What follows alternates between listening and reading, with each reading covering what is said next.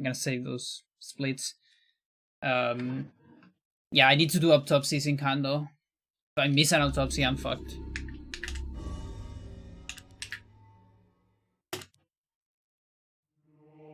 Yeah, so there's some very old glitches that didn't got into the meta into very like later on, because people didn't dive too much into those glitches. And I'm talking like very old, like 2005, 2011. And then there was like a bunch of exploits or like optimizations that were done by some people.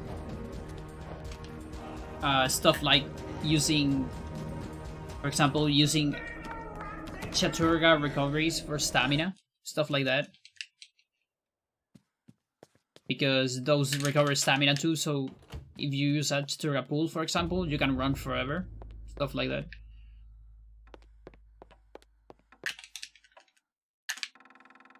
And then the glitch meta was pushed by, I would say, by me and Sir.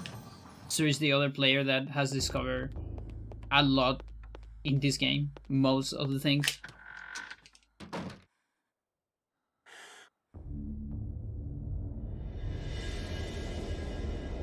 And also Toast did a lot of stuff on the early glitch meta with like hacking the game and just making a lot of data mining. That once I could not see beyond. Getting stats and like useful memory addresses.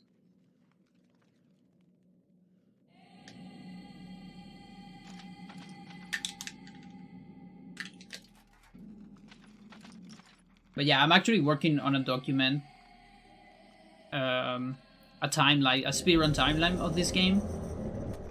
I've been working on that for a while actually, and it's an ongoing thing. Like every time we discover something new, I put it on the document, and it's a detailed timeline with all the world record history. First of all, because not every record it's on, for example, speedrun.com. There's some old stuff on SDA, and also some stuff that is not even an SDA. And then the marathon history, and also like every single contribution to the game, like every documentation, exploit, glitch, and optimization found by the community, you know, like basically who discovered it, the link to the source, and the date of it.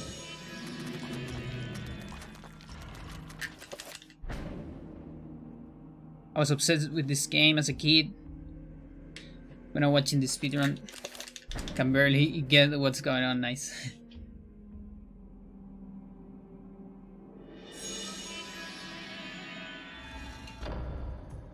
Yeah, I think that's one of the things I like the most. Like I got the same feeling with my, like, a lot of my favorite games. Like I remember the very first speedrun that I watched ever, I remember this very well, was a Metroid Prime speedrun. That's how pretty much I got into speedrun. Into watching speedrun at least, or following the speedrun scene. Because it was so cool, like, just seeing how the fuck they could move so clean. Because that game has a lot of crazy movement. It was like completely crazy. And that's how I kind of fell in love with the concept of speedrunning.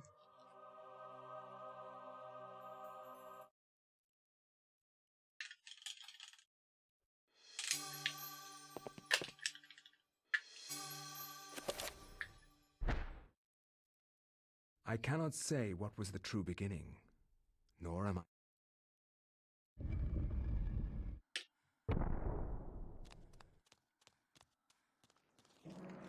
Let's get up better earlier this time. I can try to go for invisible strat. Because he actually saves time on Chattur'gha.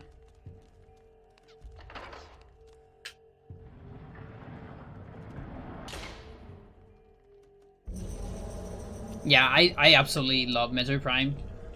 It's still one of my favorite games. It's just so good.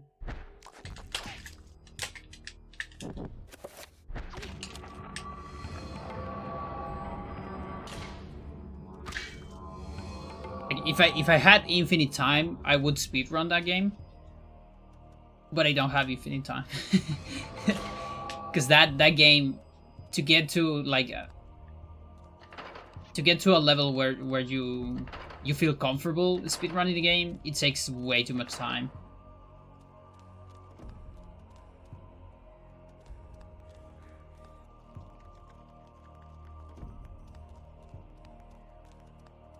So I'm definitely content just following the speedrunning scene. Like I follow Metroid Prime scene very close.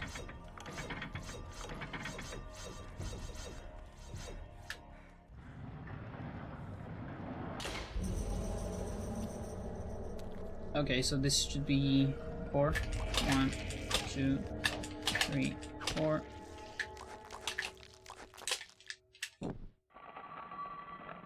I was supposed to pause.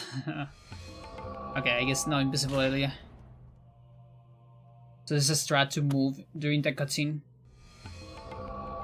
And then, like, watch a pre-rendered cutscene.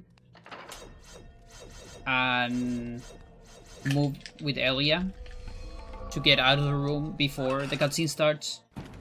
And you get... and Elia is invisible for a little bit. It's kind of funny.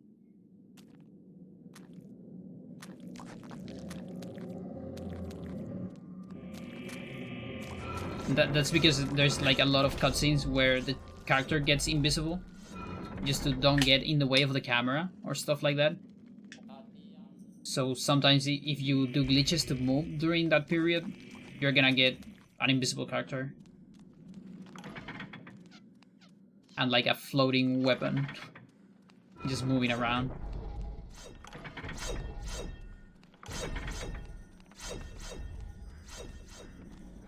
If you understand the mechanics, it's rather easy.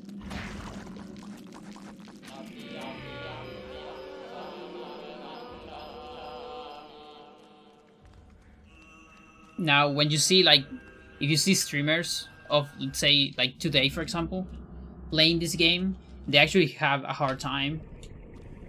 Because if you don't understand the mechanics, it's kind of punishing. And it's because of some things that didn't age very well. Like, for example, no autosave, stuff like that. That is one of the biggest punishments for modern gamers, I would say, because they just forget to save.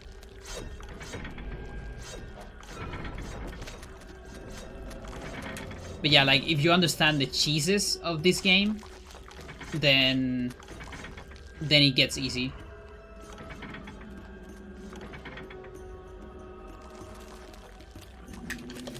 But I remember when I was young, like, my first playthroughs, when I didn't understand any of the cheese, I actually had a hard time on a lot of chapters. Like, I remember Peter having such a hard time. And like the Black Guardian is like one of the most infamous boss fights, I would say, for casual players.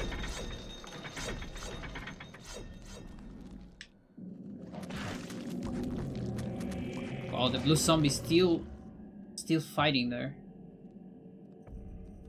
That is something I haven't calculated. I haven't looked into it very much. Okay.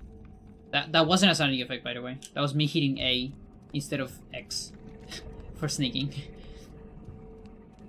But yeah, at some point I want to figure out what is the formula for zombies. That is a sanity effect. Zombies attacking each other of different colors. Because they definitely do different damage depending on the color. but I don't know exactly how much.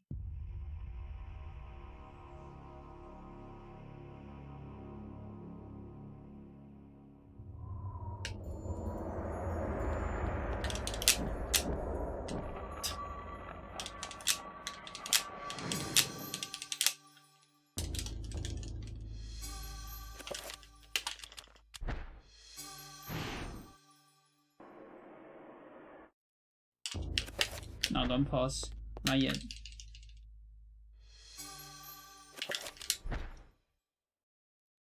From my research, it is apparent that the endeavor...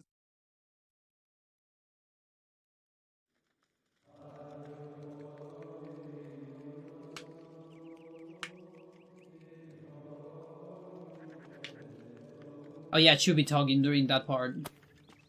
Because that fucking song, that melody right there, which should be property of Steve Hannifin, the guy that made the soundtrack for this game, can get claimed on YouTube by AdShare for some reason.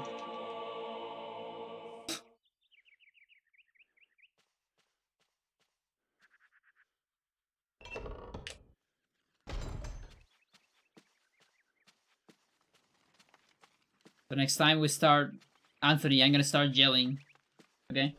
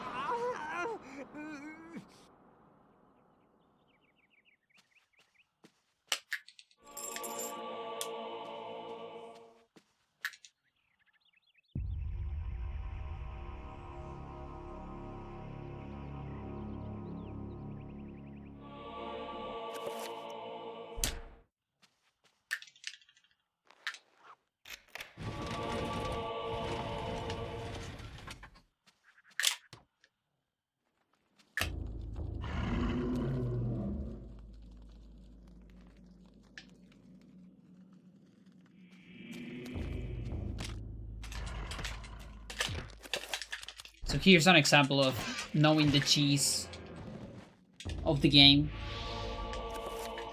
This fight can take a lot more time, for example, if you don't know that you can defeat body parts multiple times with blunt attacks. So basically, there's like blunt damage and sharp damage. So sharp damage can cut a limb, and that would damage the main HP of the creature. But then you won't be able to damage that limb again because it's cut. But if you defeat that limb with a blunt damage, like a fist, for example, you can defeat it multiple times.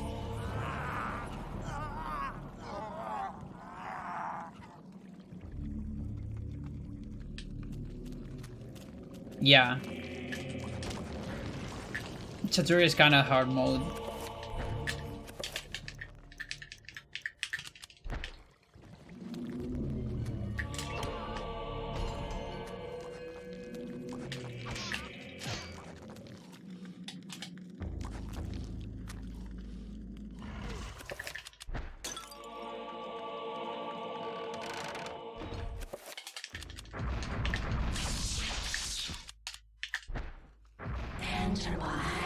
So there I get attack in the door.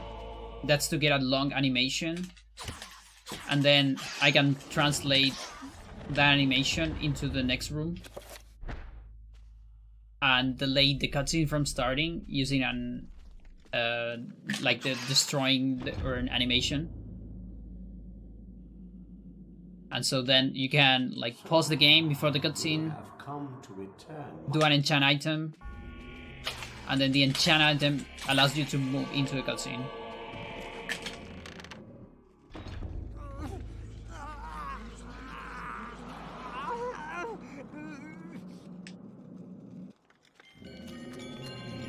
This is me trying to speed through it.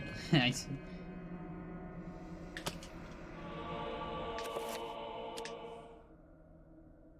This is a mandatory tutorial.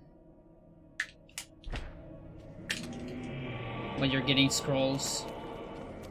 Usually just skip that on any percent, for example. Just don't get any single scroll or codex. And yeah, there I do an attack to trigger the trapper early and put it on like a good spot to fit between the trapper and the wall.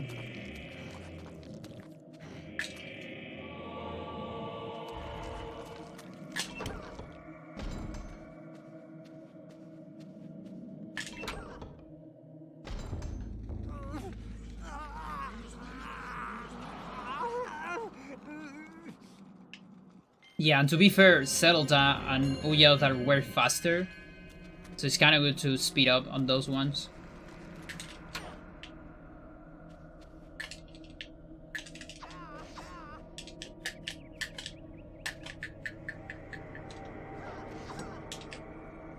So that's kind of a tricky one. There's basically a trigger there that initiates the horror fight. But what you can do is you can do an attack and open a text menu at the same time. Come on, come on.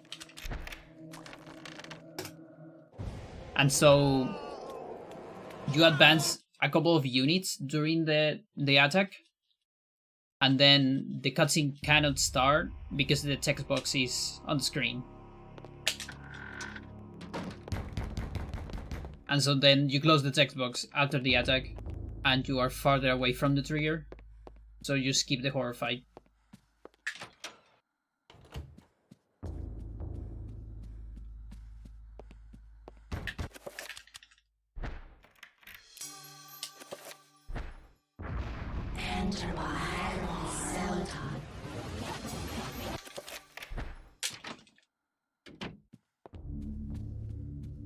But yeah, we actually don't have that many instances of that trick.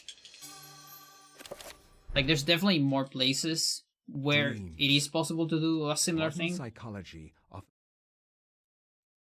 But we kind of need, like... We need a lot of things to align. Because you need, like, a trigger that triggers just by walking into it. And then you need a state that we call always animated, which is when your allows your character to move during like text boxes, for example. Because otherwise you froze in place when you open a text box.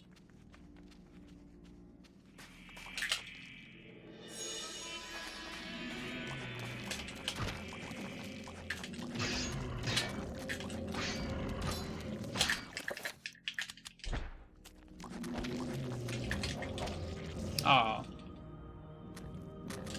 Oh. Whatever. Let's just kill it normally. So I can like... Where's the ladder? Okay, there you go.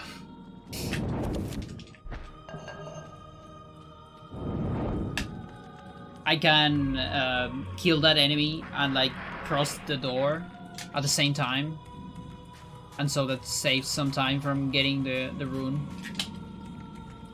Well, not a fast pickup.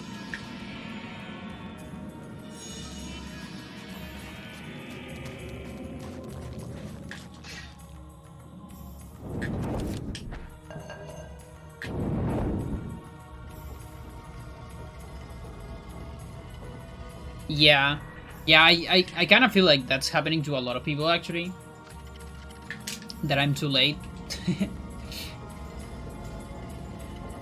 Yeah, I tend to do it at this time. It's kind of a seasonal thing because it's summer here.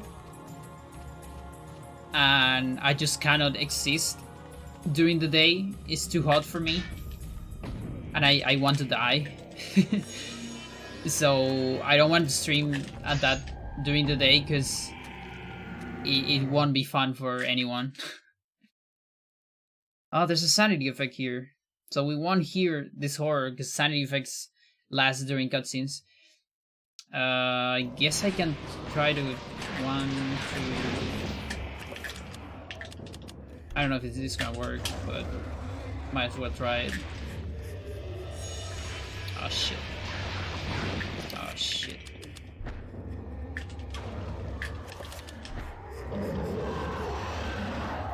See if it works. Really? Okay.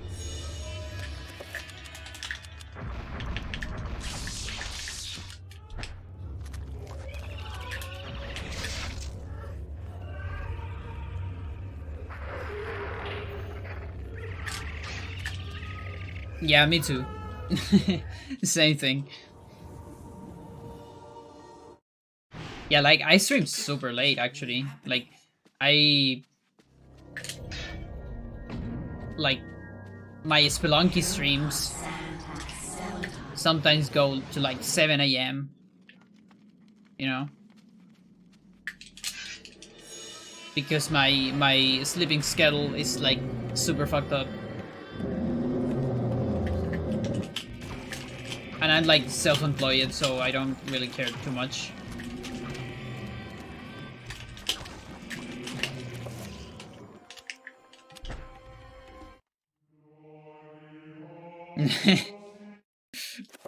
That's funny.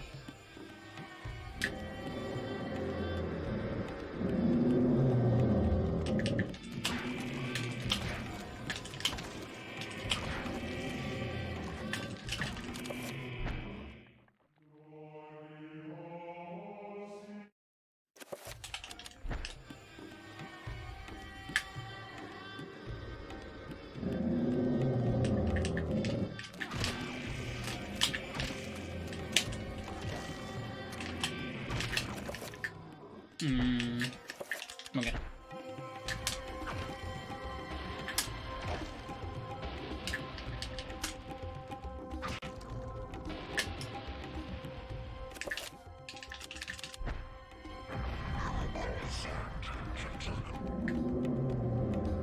Yeah, it's usually like this for me on summer. Like I get pretty fucked up. Okay, that was super clean.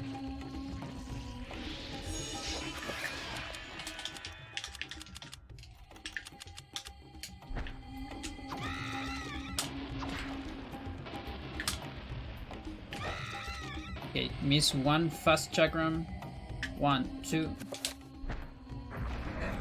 So 1, 2 right there is a setup I use to merge the cutscene of the gate with the enchant.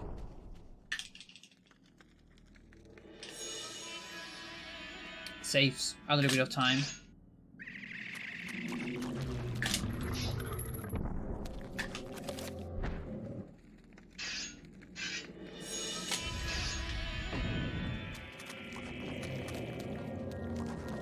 And now for the effigy.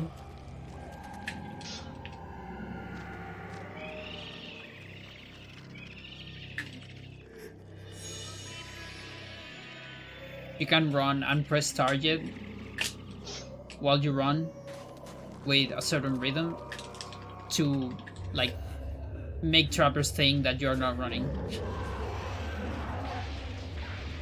And you still get like pretty good speed, like way faster than either sneaking or like walking. And my health is really low. I kind of want to do an... Hang on. Just in case. Almost sure I can't explode here. Yeah, okay. Maybe I don't actually need that, but whatever.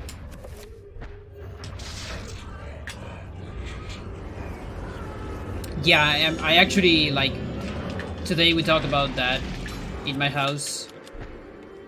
We talk about the AC thing. Because it's been like this for a lot of... Oh, the lag went away. Amazing. I thought we got some lag. So maybe I'm gonna get one.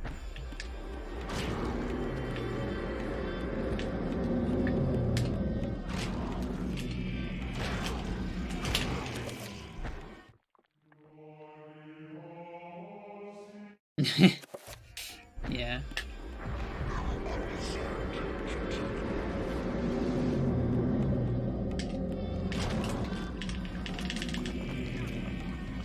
Okay, gotta memorize. Where's the bone teeth? That's the bone teeth.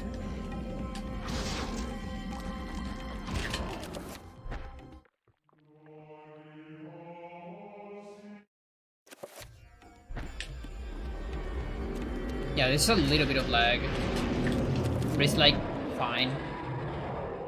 So this fight you can get massive lag if you're unlucky. Because the berry is too close to the camera. And so sometimes it triggers like massive lag. And if you get it, you can do an enchant item to get rid of it. But sometimes you just get a tiny bit of lag. And kind of goes on and off during the fight, like this one.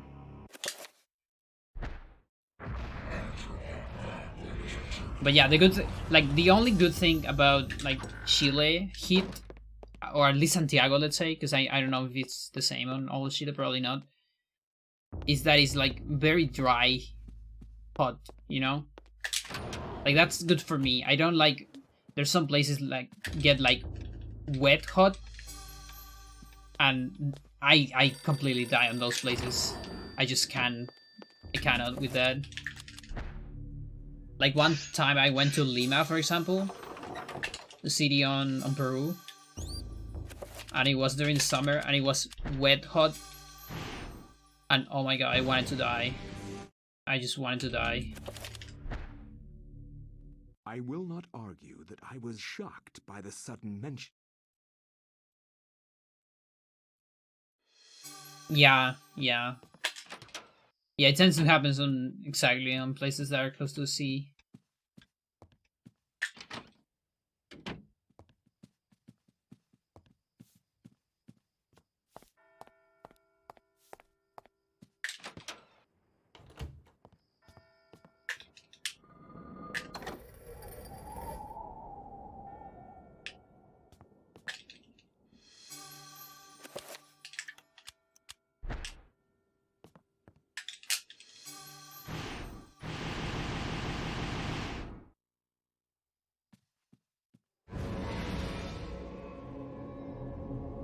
Okay, this time we're gonna get the trapper.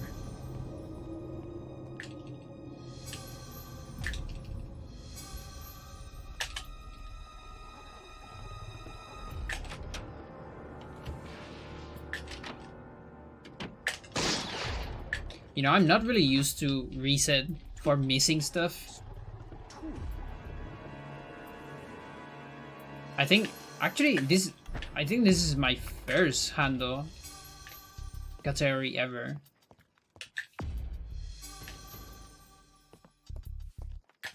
Like the closest thing I've done to Hando, I did something on Hybrid Heaven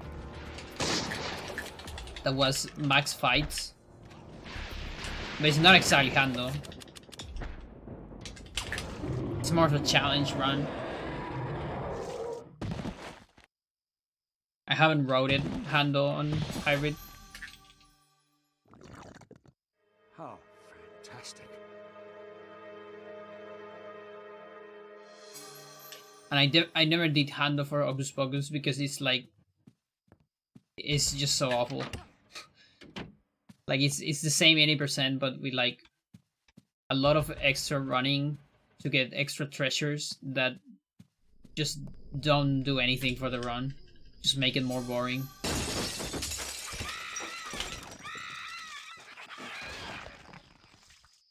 Fabulous.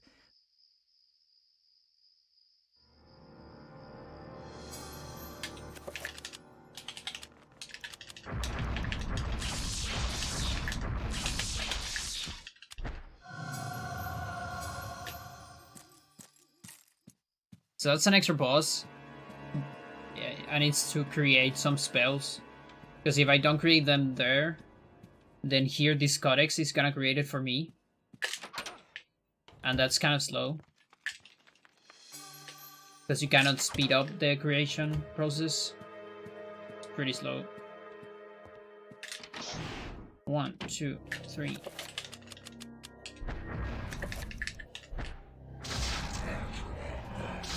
No magic message. Another one. Pause. And moving the cutscene. Reload.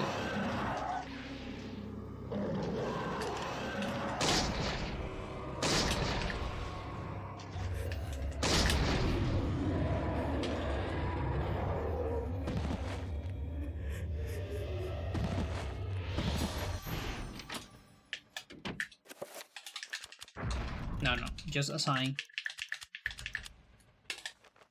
Yeah,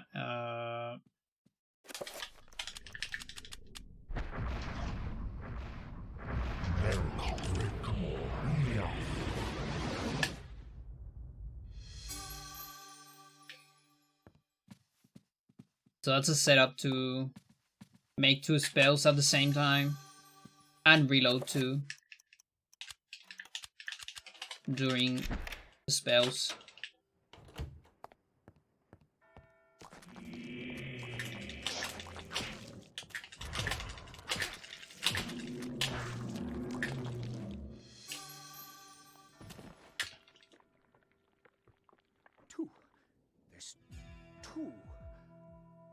That's why it's so silly when people dismiss run on easy difficulty.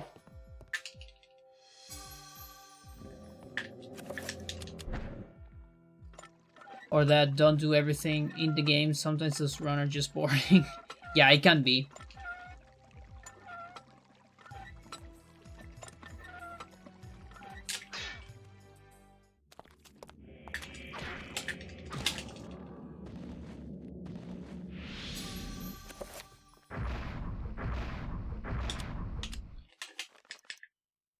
Guns.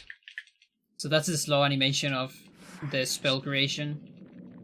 That one, I don't really have a way to avoid it. Unless I grab the codex later. Because the codex is before the rune. So getting the codex later is actually slower, so whatever.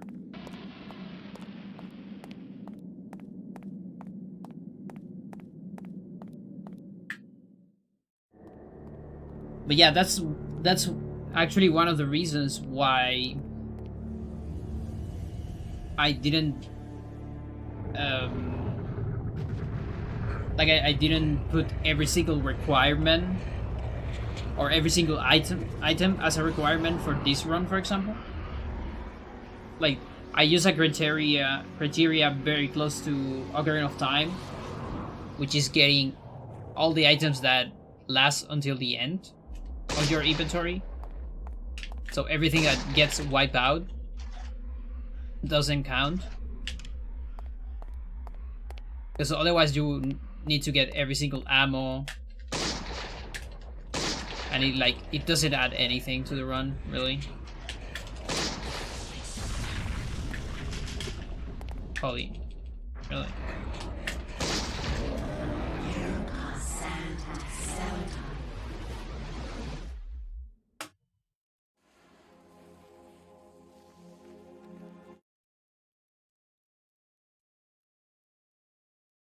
And yeah, on Hocus Pocus, for example, the easy category can be a little bit boring because you can just damage boost through everything because nothing can kill you.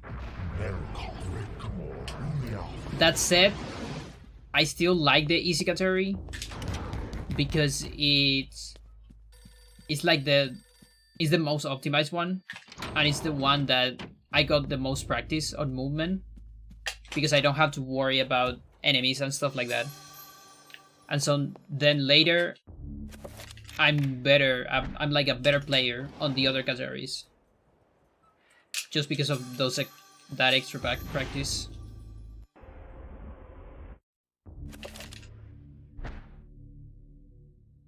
The ancients' influence was incredible. From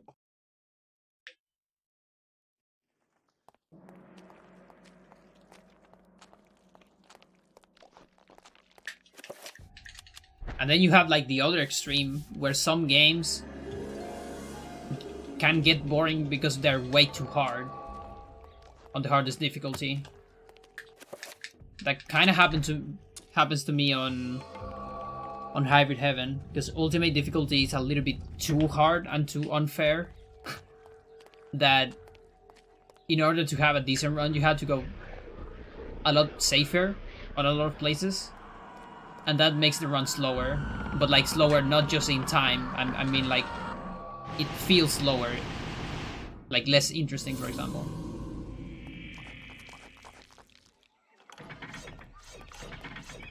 Explode. Thanks.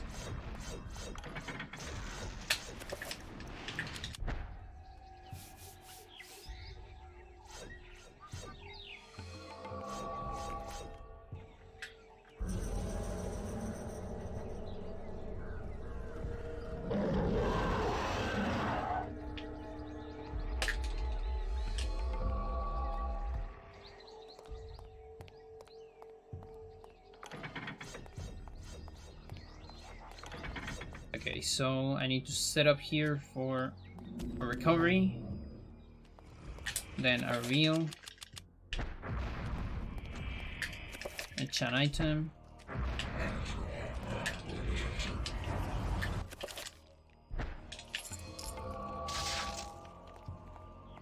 good.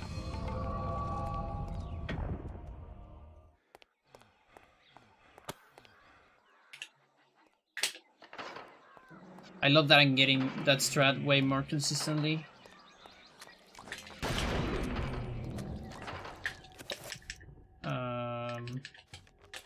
Yeah, just clean.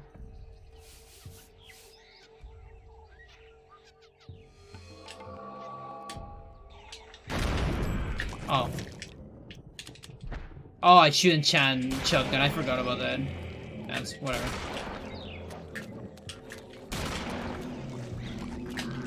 Please.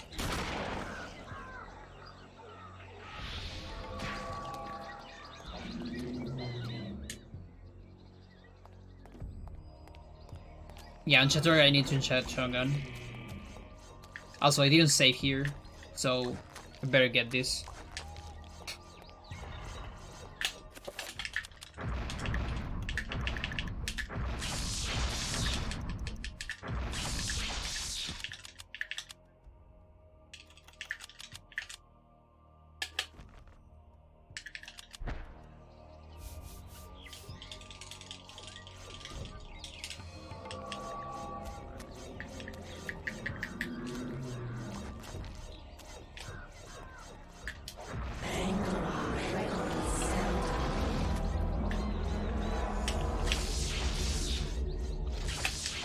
Nice. I'm gonna run out of bullets, most likely.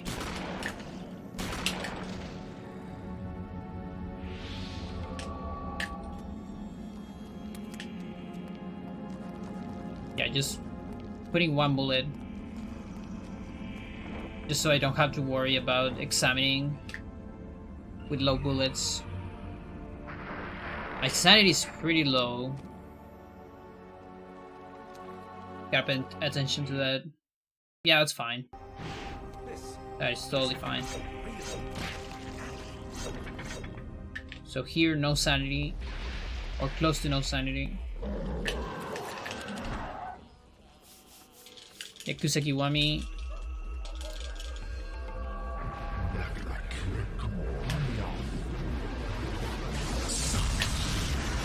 There's a really cool speed tech that you just can't pull off in higher difficulties. Oh, I see.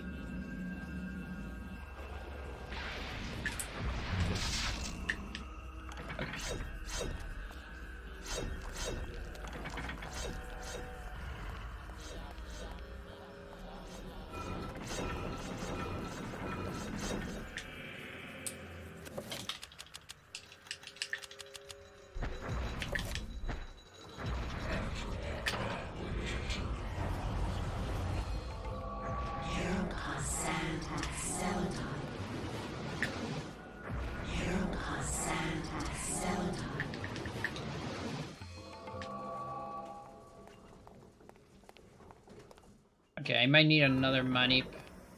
I don't actually know where my sanity is.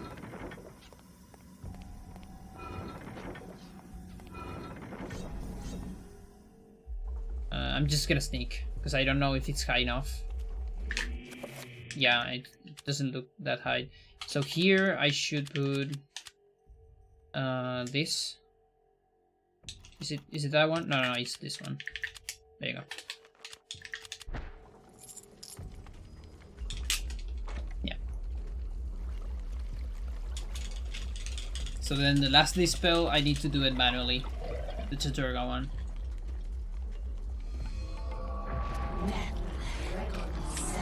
And that way I can keep this one and the blue one for Alex 7.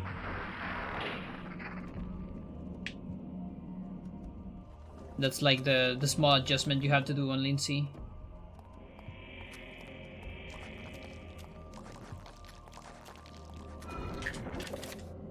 On Chattur'gha Lindsay, rather.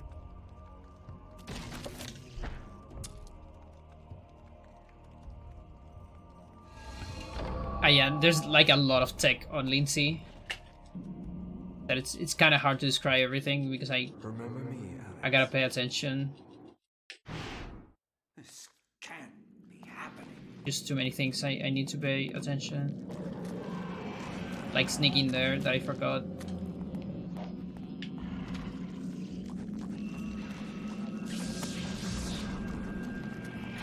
Can do an extra sneak here.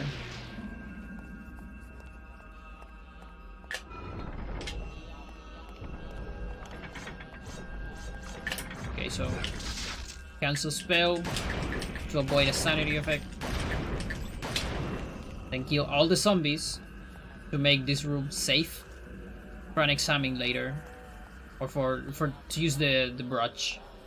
Because if it's not safe, the game doesn't let you use it. Okay, that zombie's gonna okay, this sucks. Oh, everything sucks. Oh god. I'm ready for low health. Is it gonna be here or not? Yeah, okay. So let me go past this. Okay.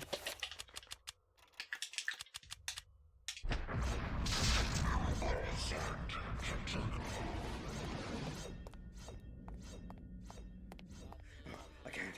No. Don't let him get me. Oh, help me.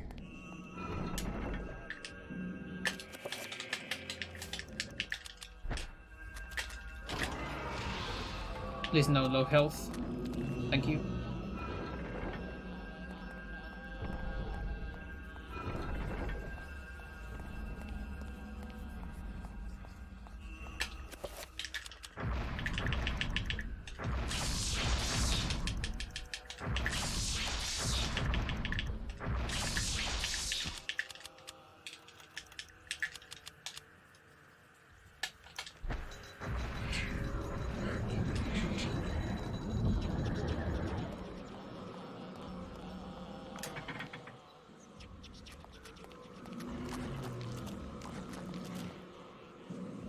Okay, no sanity effect, that's good.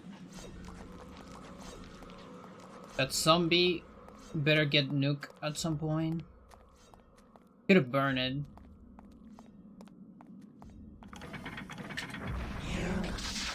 Okay, that actually worked. Because if I get early poison, the poison is gonna cancel my spell immediately. And an insta cancel doesn't work to skip this sanity effect. We need to get a cancel with the runes in the floor. And that is an inverted room or walking on ceiling. That is 30 seconds of sanity effect. You don't want to get that one.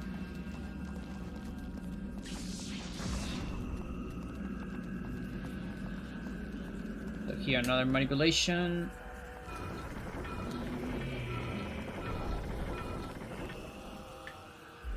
And then here, I'm gonna get behind, and then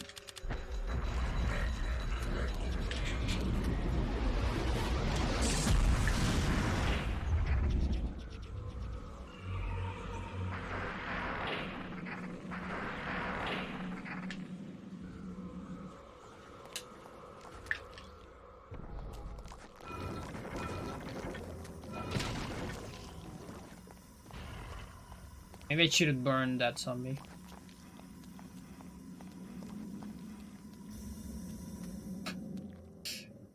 Just went back a little bit because I missed the manipulation. This manipulation I'm talking are... Okay, hang on. Cannot really say it now.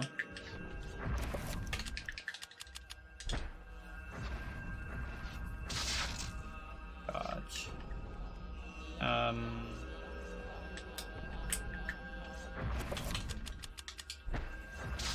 There you go.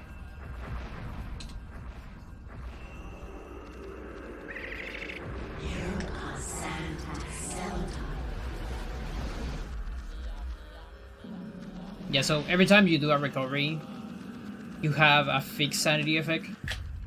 That is recovery explosion. And that sanity effect replaces whatever sanity effect it's gonna be the next one. So it's very handy to avoid other sanity effects.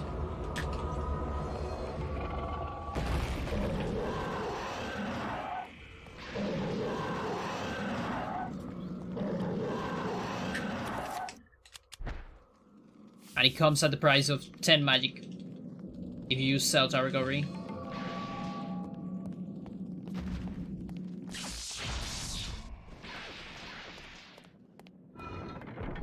Not the one I wanted. Okay.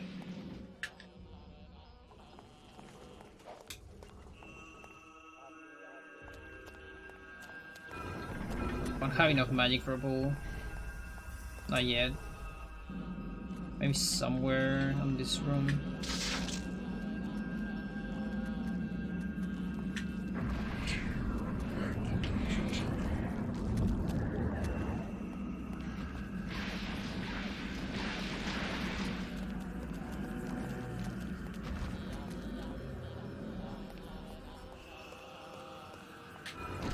Ow.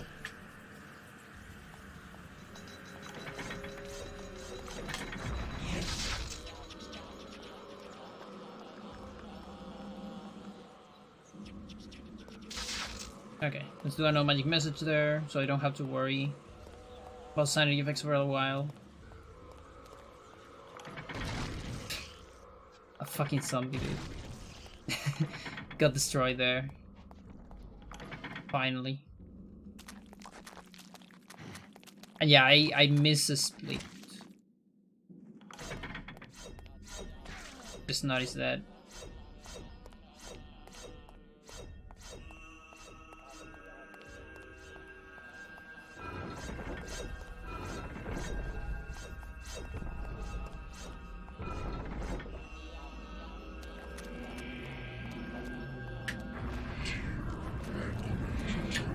You can land that spell inside this little cutscene.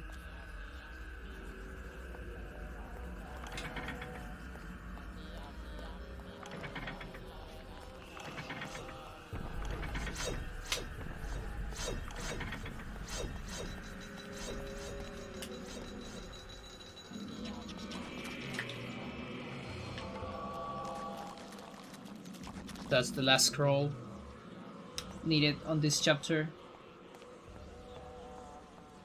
Actually missable.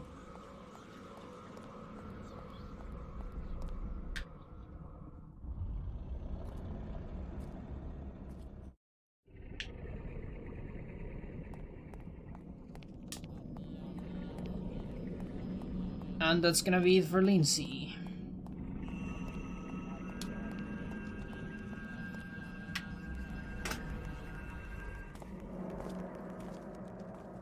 $49. I have no idea how good is that compared to my Oyas run. I only know I can save like 7 minutes on Michael.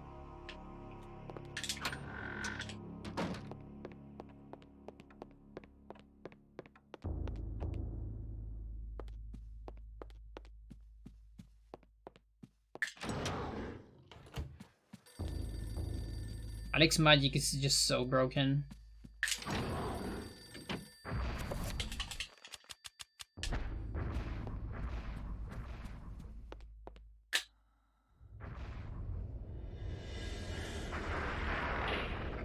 So this spell during this cutscene allows you to move in the cutscene, and then there's no collision on this door.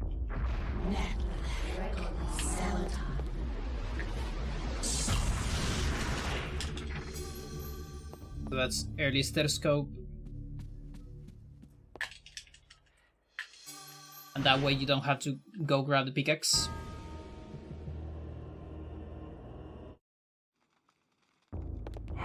And we're not done yet. I need one more thing. A free trapper to get into this room. And then early Edward page. So we don't need to go to the second floor again. You are not free to leave this plane.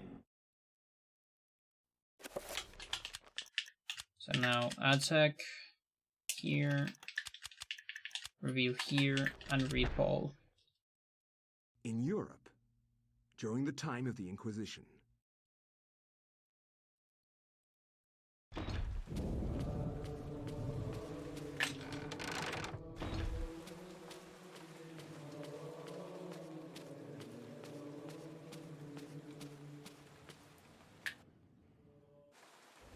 yeah, early Edward page also saves time from using the penny and all that.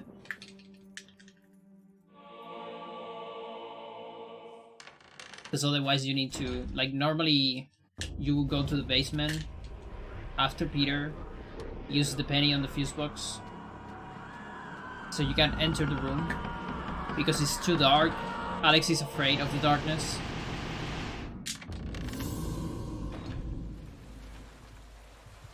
But if you don't go alone, if you go with a trapper as company, she's not afraid of the darkness. Or if she uses the revolver. So either if you have a gun and bullets, because you need to reload, or if you have, you know, someone to make company for you, then you are not afraid of darkness. That's how it works.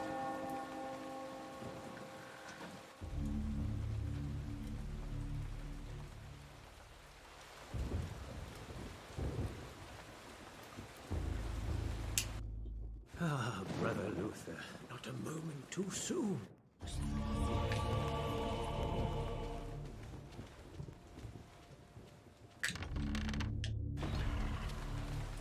There's also a more bizarre way to get inside the bathroom with, like, the spice jar and an external frame buffer of edges to edges, I think. But we don't talk about that one. This is like TIS level.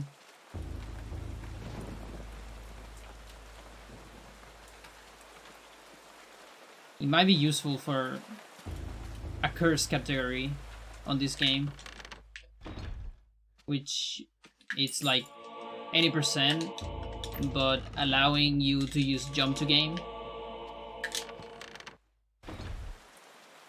like in the middle of the run.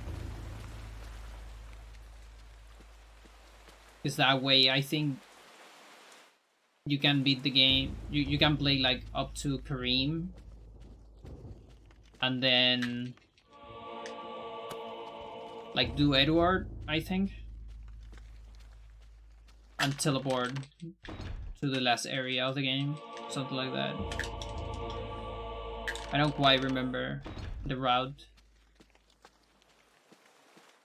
but it's like being the game on like 30 minutes.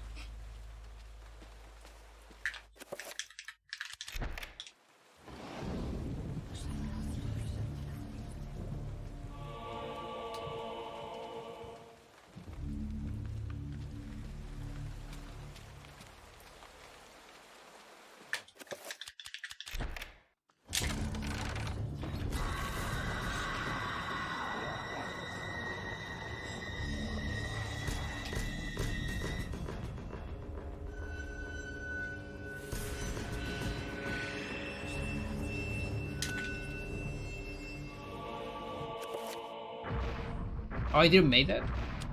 Okay.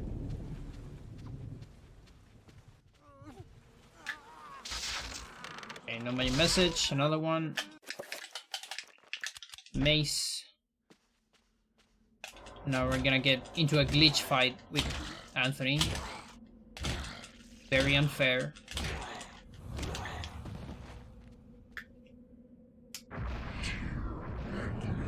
This guy getting a rough time.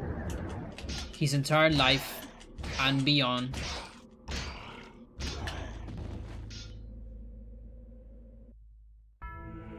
But now he's free.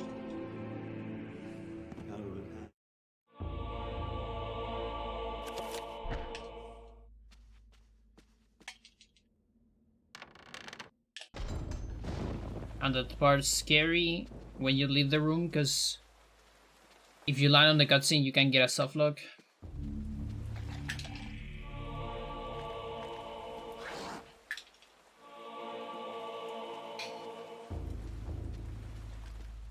That poor guy.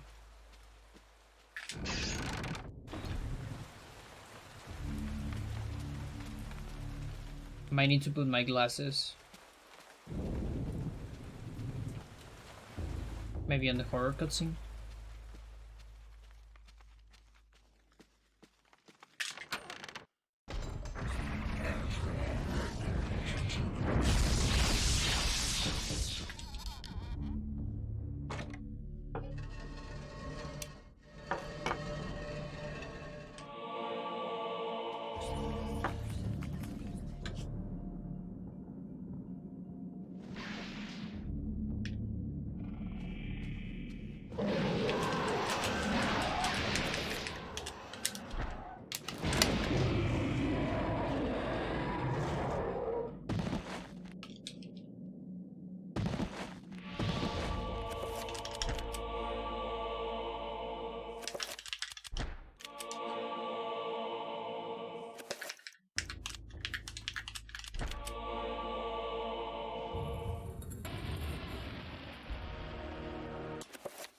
No.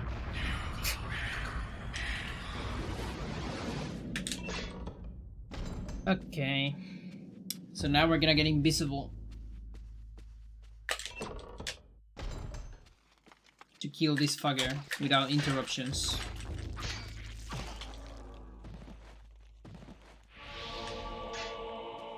And also to avoid all the sanity damage of enemies. And body blocking. Well, we're still gonna get body blocked, but might be a little bit more manageable.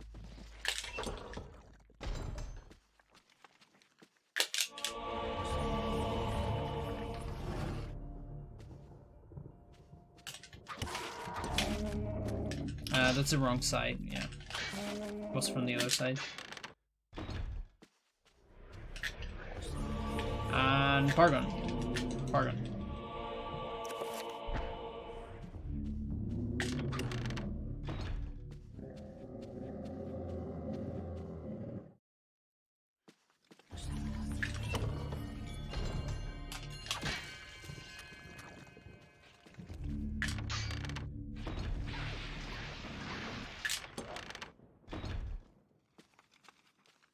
I'm not entirely sure if I have bleeding walls. Okay, I think we have bleeding walls.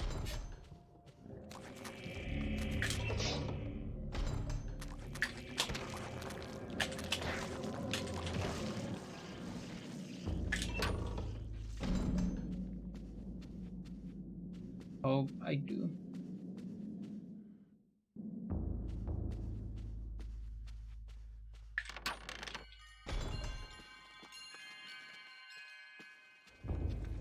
And guess what? I miss a split. Every time.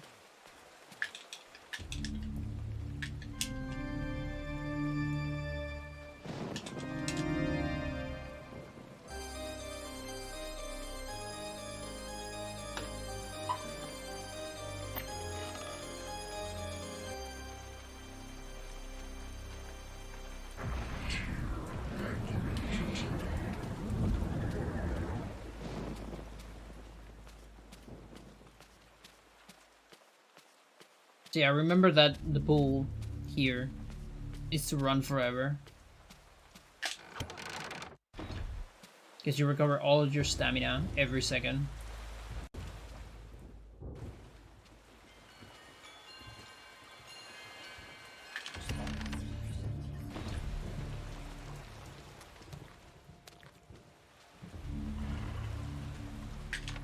Like, that was probably the biggest time save between the very first segmented run and the second attempt of segmented run. So like between 2005 and 2011, just implementing this thing probably saved tons of minutes,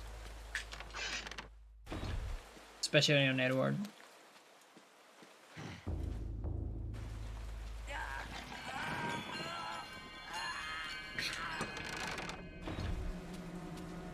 Can do it.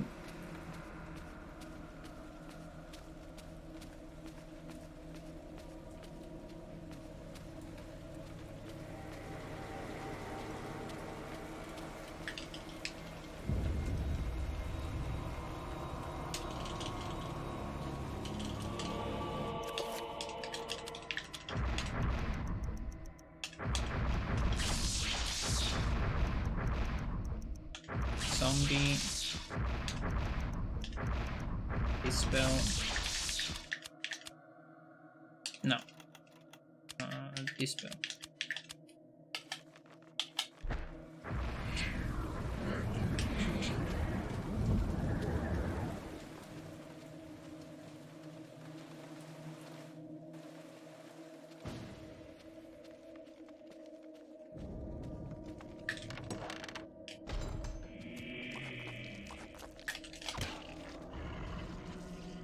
I'm kind of going risky on Sanity effects here.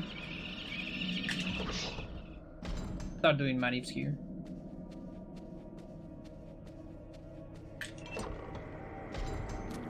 I just forgot about them.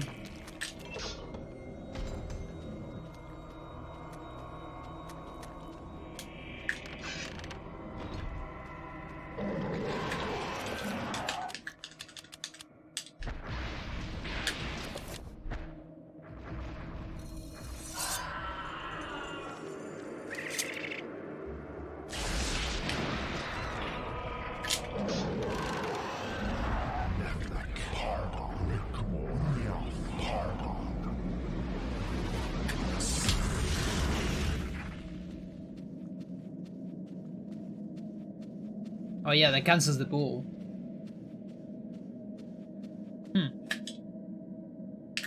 Interesting. You are a clever man.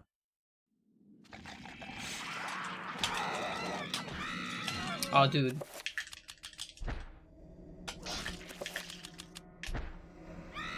Okay. That should be right.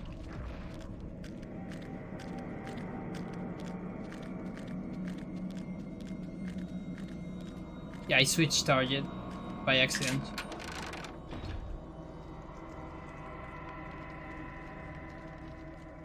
So it looks like I'm clipping into the wall there. And yeah, I'm actually clipping, but the door is there. Like the flag for you to open the door is there. It's just that because I moved out of the cutscene earlier, the animation for the wall opening didn't happen.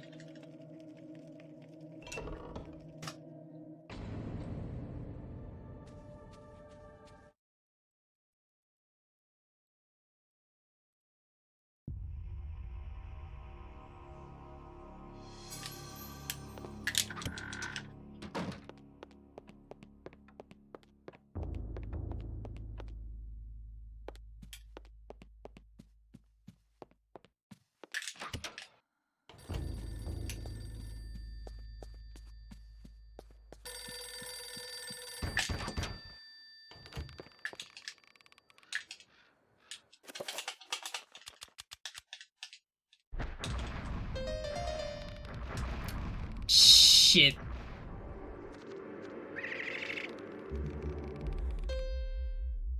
Okay. Fine. Oh, I thought it was over. Okay, good. That's fine, that's fine. That's scary. So, if you do that trick about the exploits of conquerors, and like you finish the music before the trapper summons, but you get a wrong sequence, you know, like you fail the trick, basically, the puzzle, then it's a soft lock. You're stuck there forever. But if you don't finish the puzzle, then you can finish it after. But of course, it has to be correct. Otherwise, you're gonna get stuck on the cheat music forever. That was a little bit scary.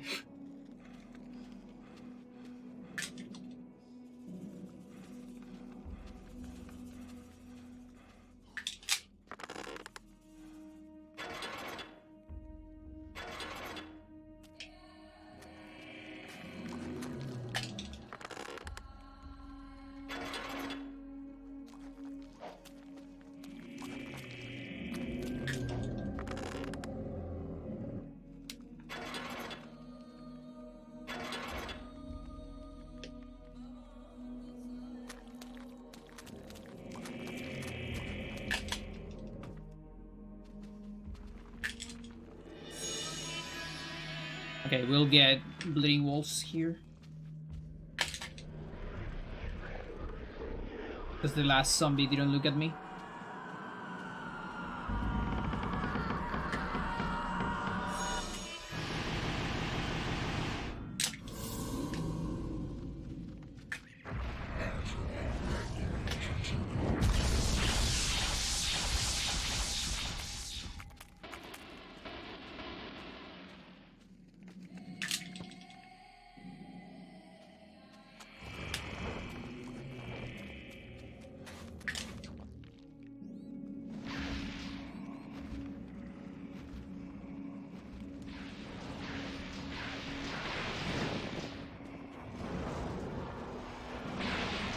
Holy shit.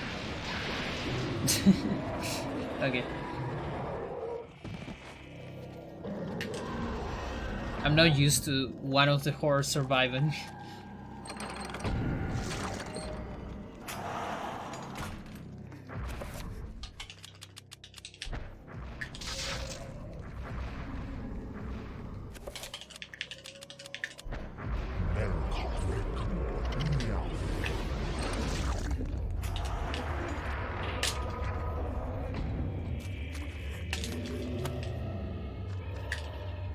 That right there,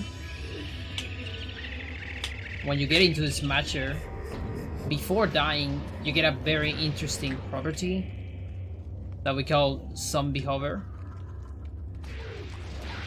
And basically, it means that Roberto is now a ghost. He can float, and he can go through enemies. And you always get it when you get into Smasher. The problem is you die after it, so you cannot get the use of it. But if you can find a way to survive the Smasher, you're gonna get the property, and that's what I did. I got the Smasher during the summoning of a trapper, and so that way I avoid the death trigger or the game over trigger, because I'm controlling the trapper in the meantime. Okay, so this should be heal here, zombie there. That was super slow.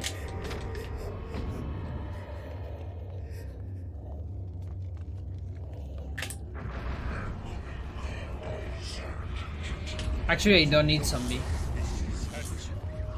I don't even need to make zombie. I mean, no, I need to make it because of 100%, but I don't just sign it. Well, it doesn't matter. We won't use it.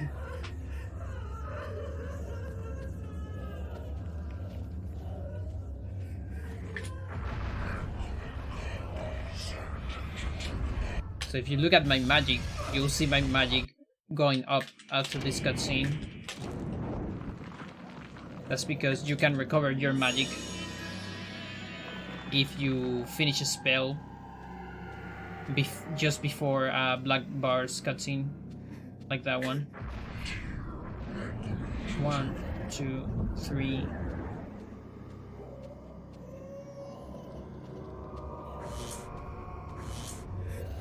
And then we can just float around the gate to get into a trigger behind the wall.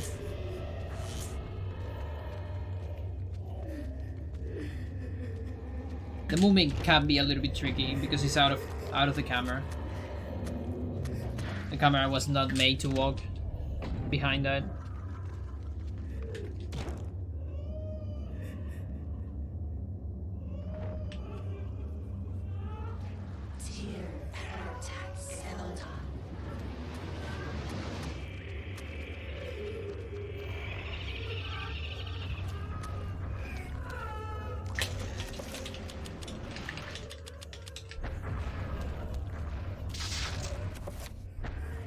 And now summoning a trapper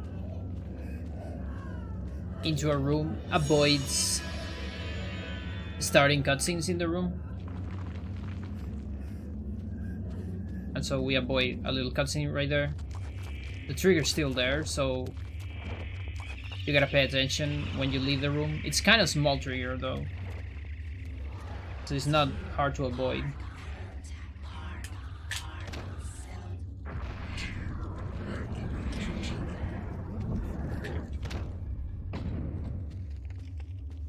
And then I only need to get zombie, which is right here.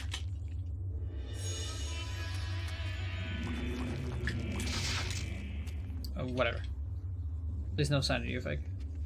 Oh, come on. Big boy.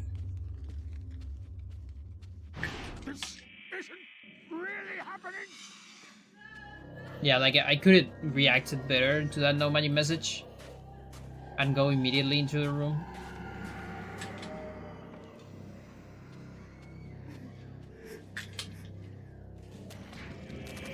How much behind Oyoth are you? Actually, I don't know.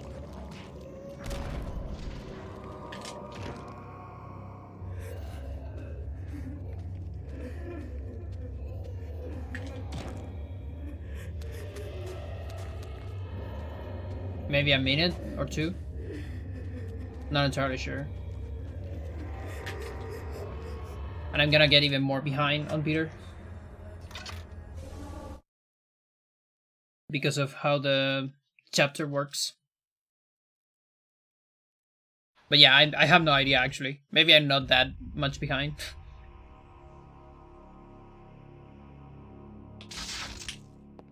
Okay, that worked. Good thing it wasn't a recovery.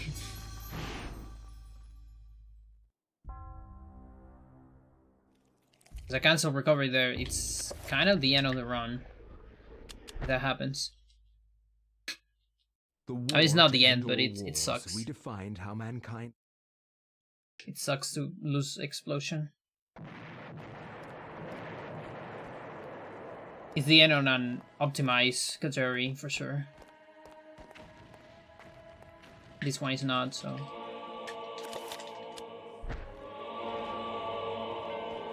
Supposed to sneak there.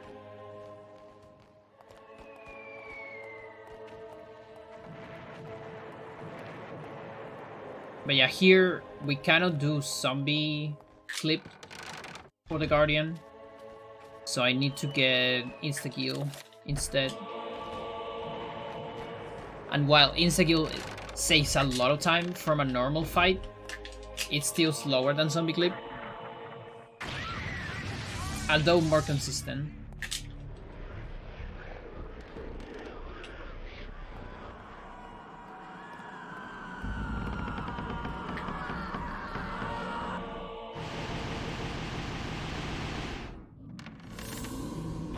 Or let's say easier.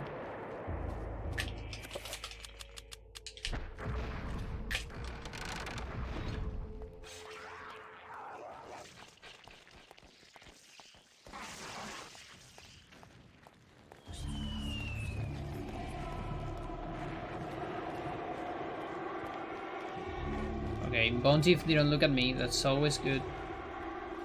Always lovely.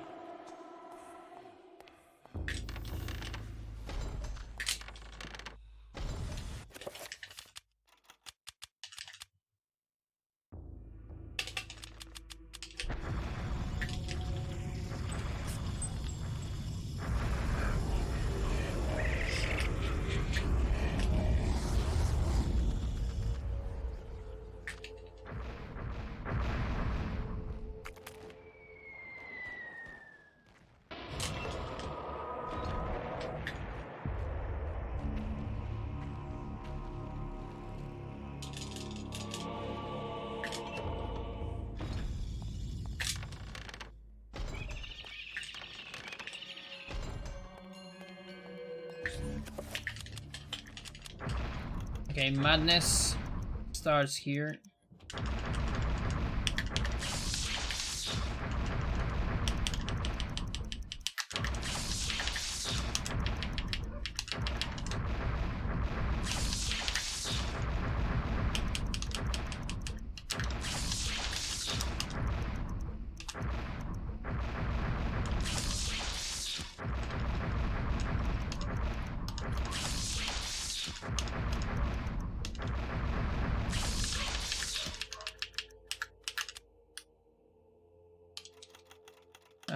What else? Yeah, just gotta do everything.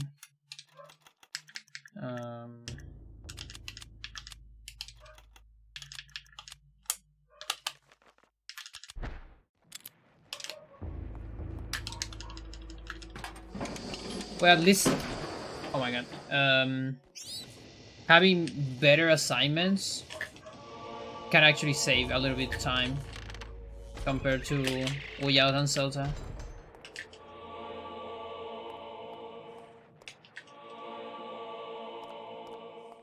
Okay, actually that ammo is not that far away.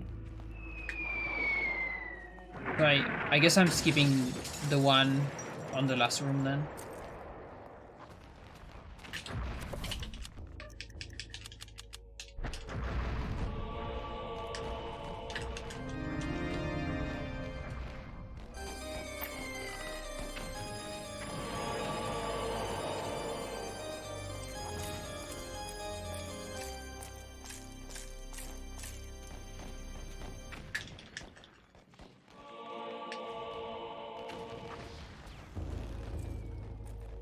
A little bit of snake there.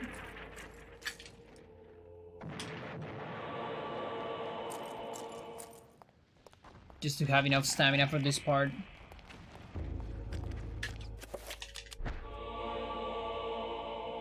And then here we'll grab everything.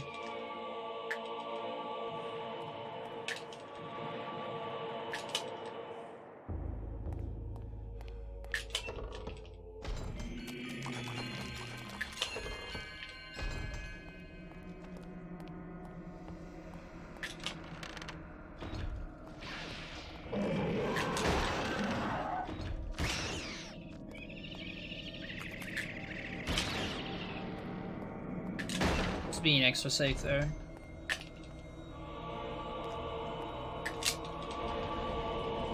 So Soldier's Letter, another item. Extra item that I need to get.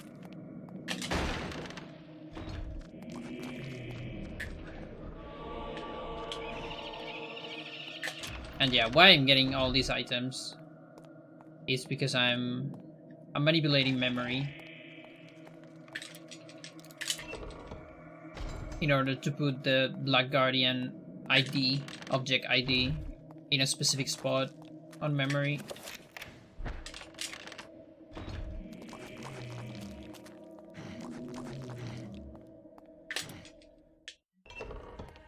Because we want to make the game think that the Black Guardian was the last trapper we summoned. So that way the game is gonna kill that the next time I summon another trapper. Why would you erase? I did the thing to skip this. What? Maybe I didn't. I guess I didn't. That's fine. Be happy.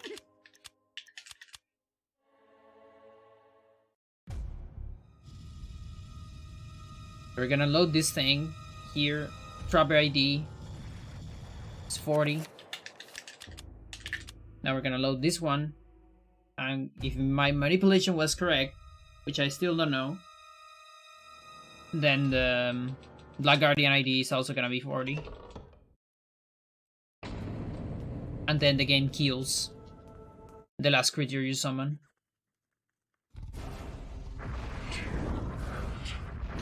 And there you go. So it's just a big fat trapper.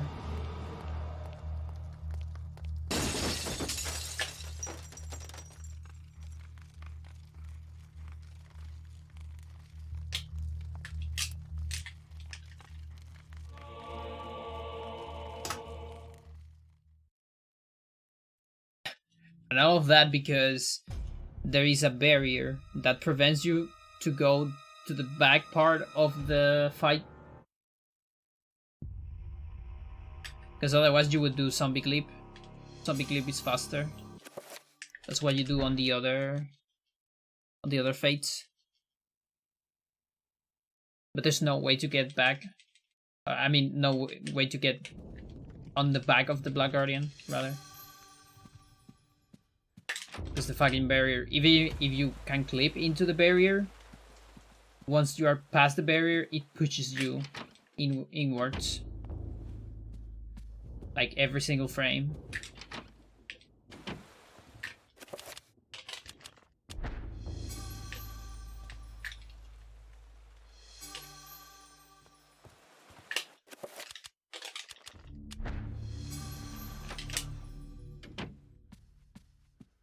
And so now we go for Edward. Infamous chapter. You had to play it on Hando. No way to avoid it.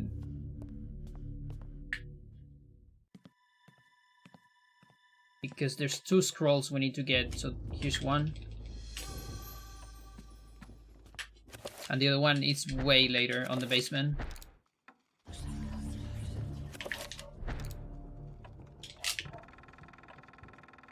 And that's the only reason. Unless you make an argument for, you know, like, you have to complete every chapter on Hando. Which is not a bad argument, but... We consider source requirement so far.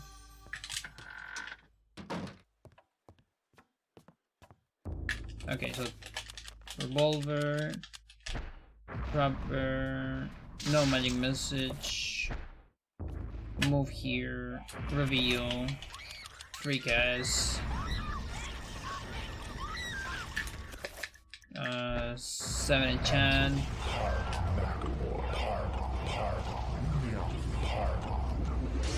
Okay, I missed a little bit there, but fine.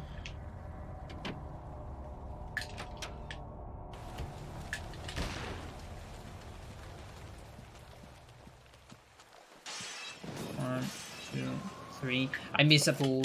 Oh, that really sucks. I guess I can do it here.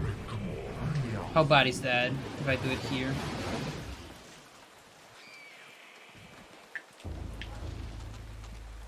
Okay, it's going for me, so...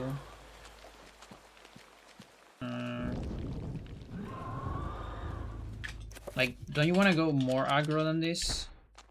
Maybe? Okay.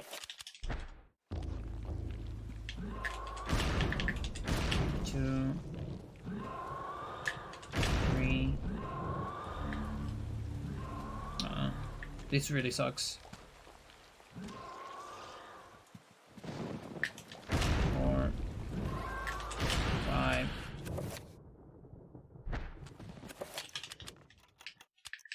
I don't think it's gonna work. Fuck. This is gonna suck. Yo, Gryphon, how you doing?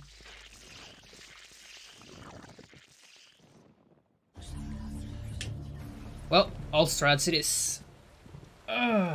Bad all strats.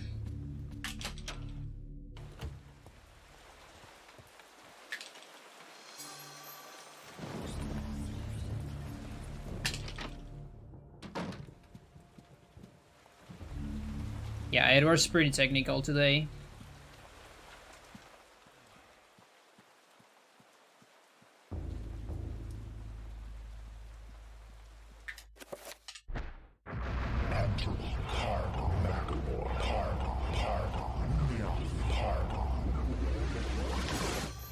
Oh yeah, I gotta grab this thing. Have an entire minute though.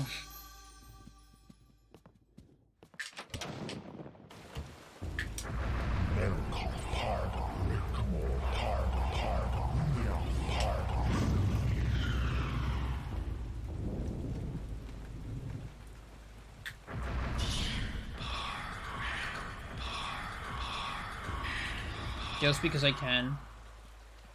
Don't actually need that, but I can do it.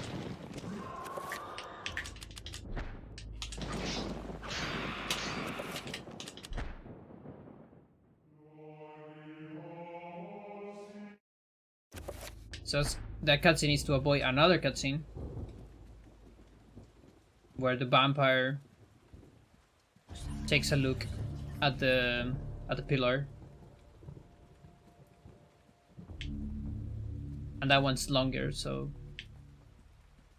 And yeah, this is kind of how Edward looked for a while before Edward's Skip was discovered. This was kind of the way Edward was played.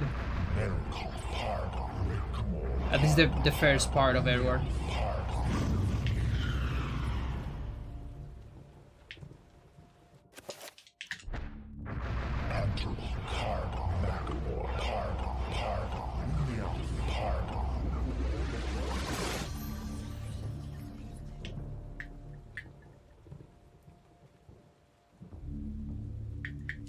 Then we just wait. You gotta wait an entire minute for every phase. There you go.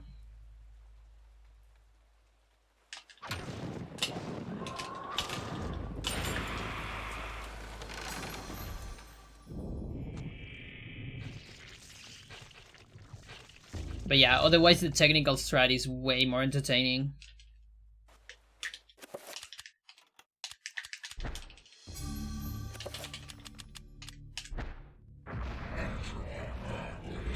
And I think it only saves like 14 seconds, by the way. It's not even that crazy. The time save.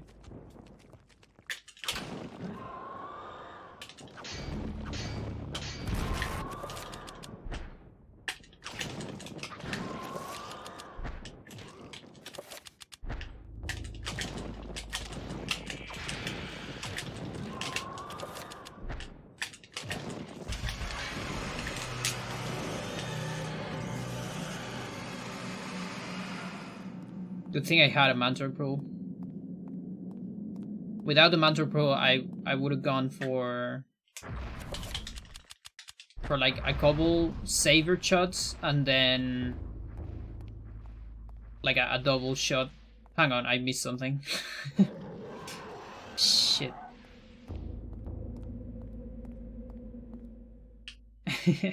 We gotta go back.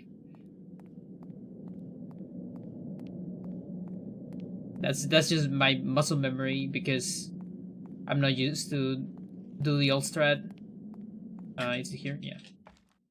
So I missed this. There you go. Otherwise, the run would be invalid.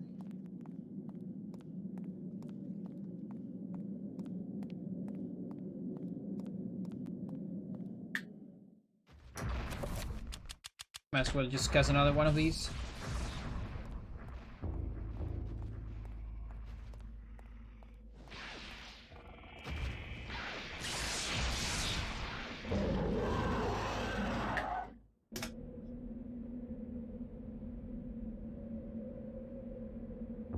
Yeah, I gotta get every single scroll. Those scrolls are the only reason why I'm doing Edward. So, better grab those.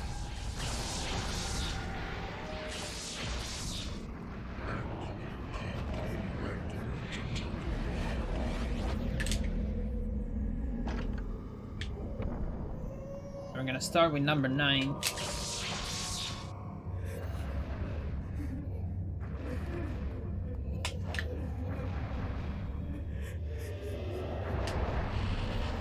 There's actually a route here that has a specific order.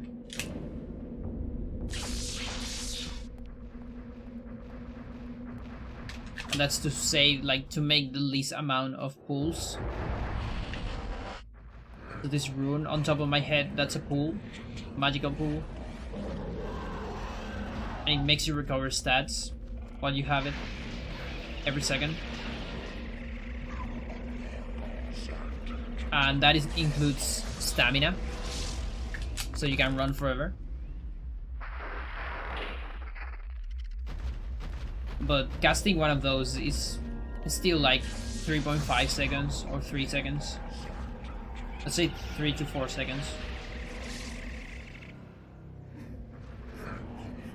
So if you can avoid casting one, that's kind of cool. No.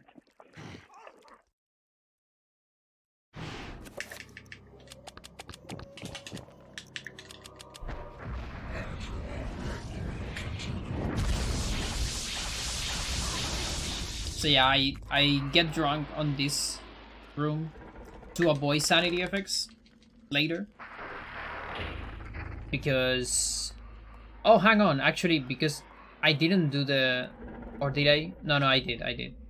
Yeah. So I have a glitch. This is kind of a glitch. Edward Ehn'gha. Because it can have sanity effects. Which is not normal. Normally you cannot have them on Ehn'gha. On Edward, at least. And so... I need to get drunk to recover sanity. Just to avoid sanity effects. But I can still get a pause sanity effect before I get drunk.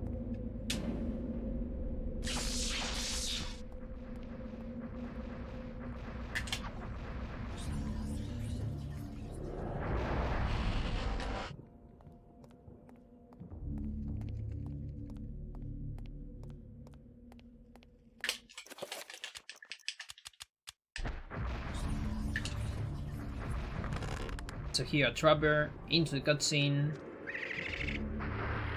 So we can cancel the trapper and move out of the cutscene.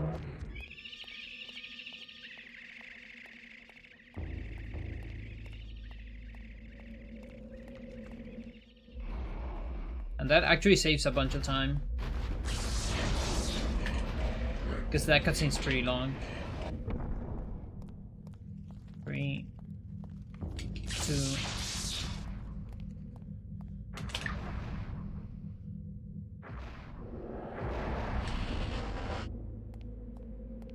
So you see, this is kind of a long portion here where we don't use up any pulls.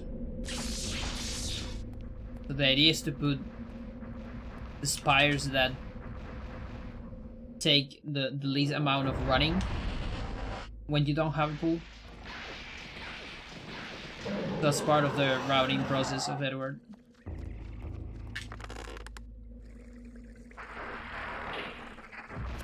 And then here we need one, because we're gonna run out of stamina.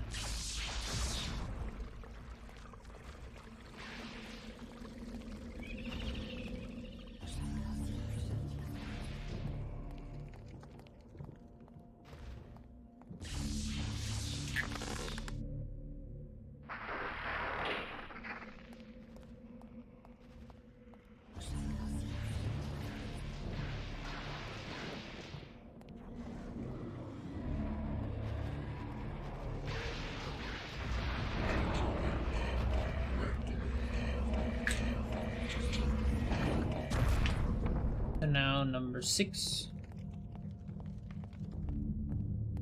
There.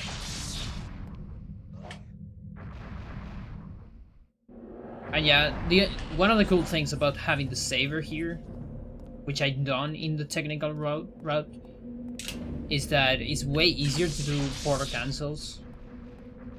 Doing here a hit when you enter the portal, in order to cancel the walking animation into the portal. I find those way easier with Saber for some reason than with Fist, at least for Edward, just because of his animation is kind of weird.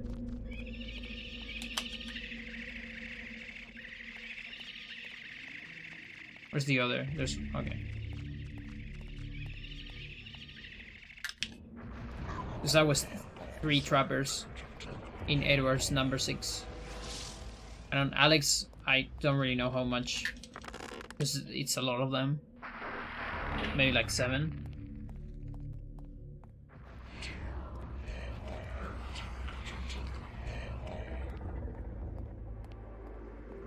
Six. I would say between 6 and 8. But 8 seems way too much.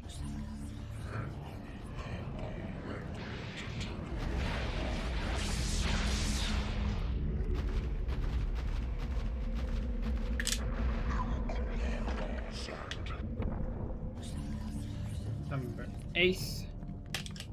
Come on.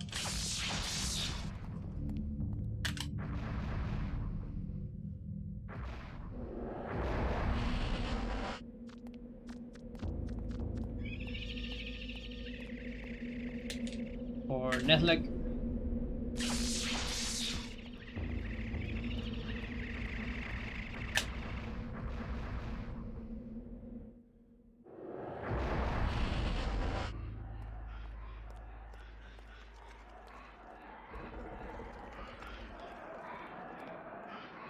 Why are you making a noise?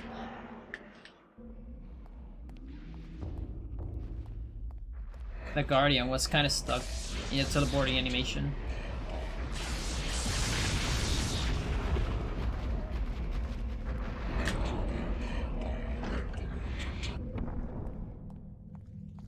Okay, 4 is where Edward gets drunk again. Unavoidable.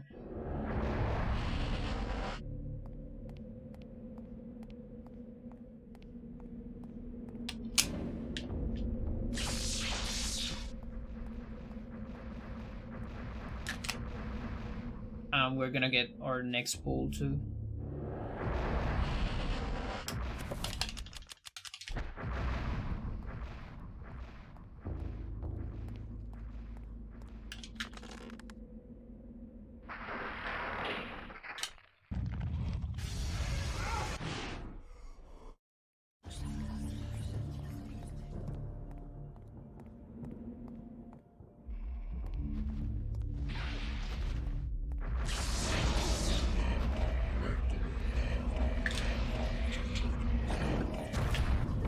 Number 5, and then 2 more.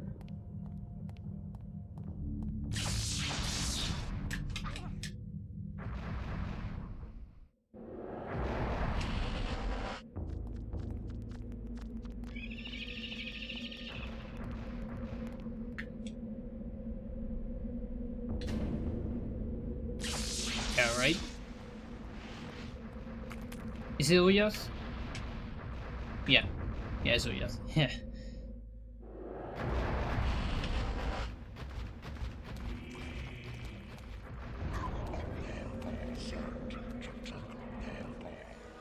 Yeah.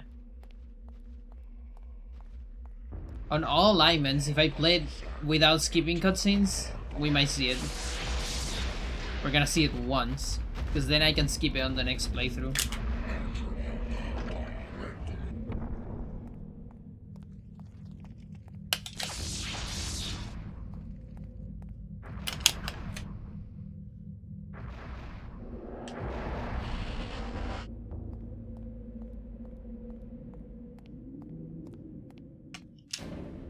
Okay, so after this, number 7, and that's where the fun begins.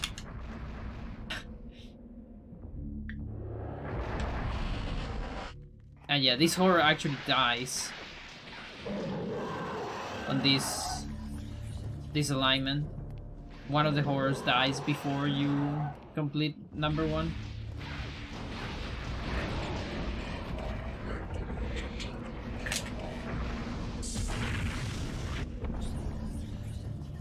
And now 7. Last one. Yeah, I will. It's gonna be super rough.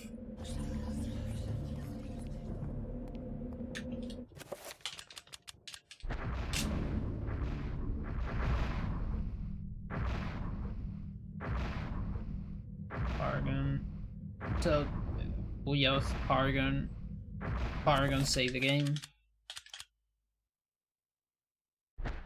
Now my message.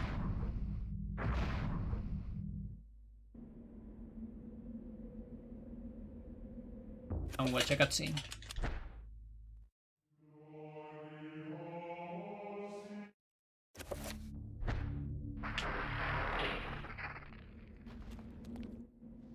And so the cutscene is to move. There's like a lot of stuff there. So the Trapper is to be able to cast spells in the next cutscene.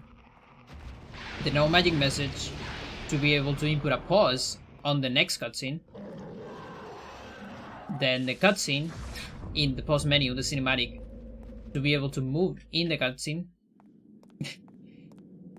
And then from there you can leave the room to cancel the cutscene right after the barrier opens.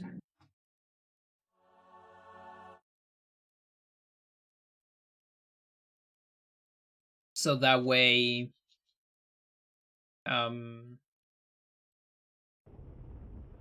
yeah, you can just leave early and you don't have to do the last one.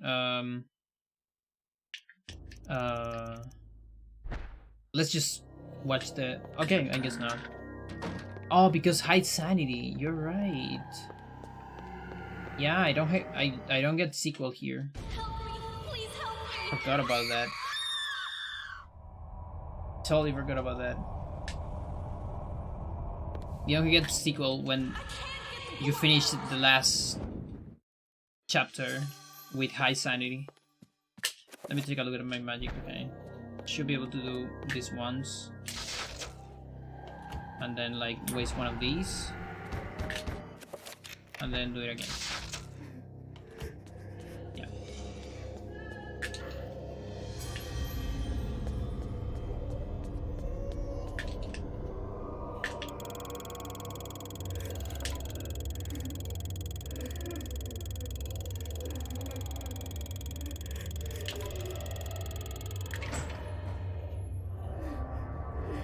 Say no here. No.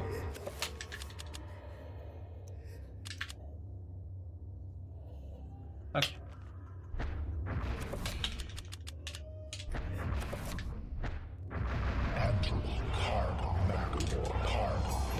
Too late. Yeah.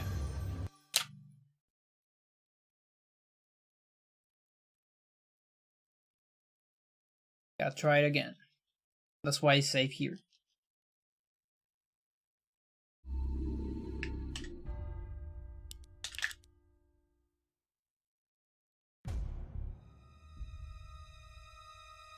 So that one, when you get it too late, it's a soft lock.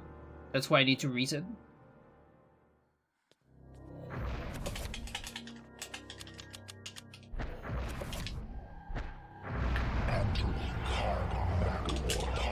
Oh fuck.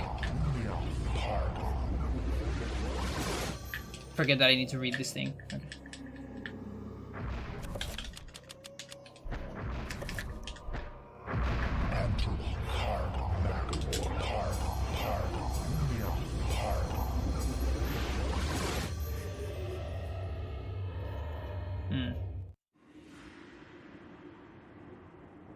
Yeah, that was close, but not quite. Yeah.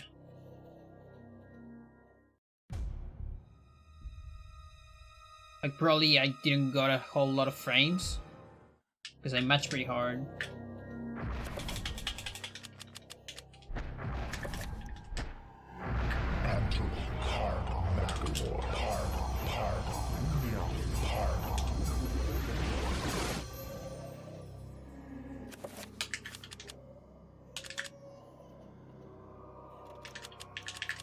Okay. So we got a cutscene restore there. And now I need to watch a cinematic here. So this plus the cutscene restore will make Alex teleport into this cutscene. And so we want to do that in order to set a flag that is shared between these two chapters. And it's the flag that will activate Pious teleporter at the end of Alex. So what do we do here? We do this spell here. Anything else? This spell item, yeah, one more. You reveal. Okay. I guess there. Wherever disaster and death lurk, there is like Thing. Not entirely sure if I split there. Okay, we got everything. That's good.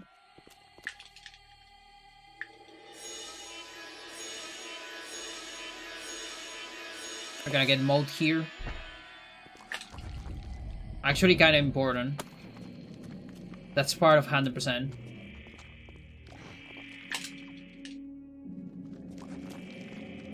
If you get the technical strat on Edward, you're gonna get mode there on the double shotgun. Otherwise, you're gonna get it here. But you have to grab a weapon that has mode.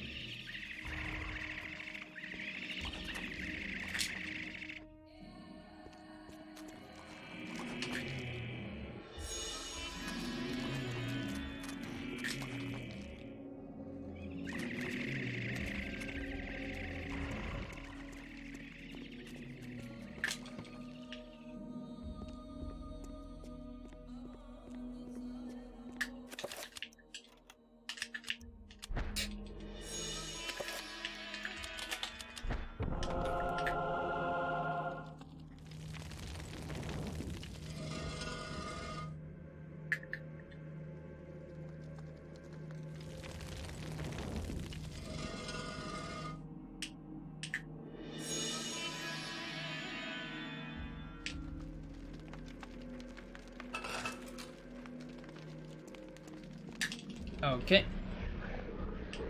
After this, we're gonna cast a pool into our reveal.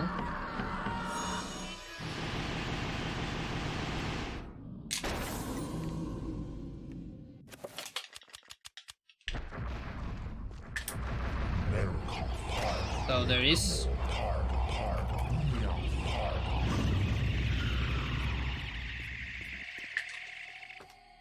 And then do some manipulations to avoid sanity effects, as usual.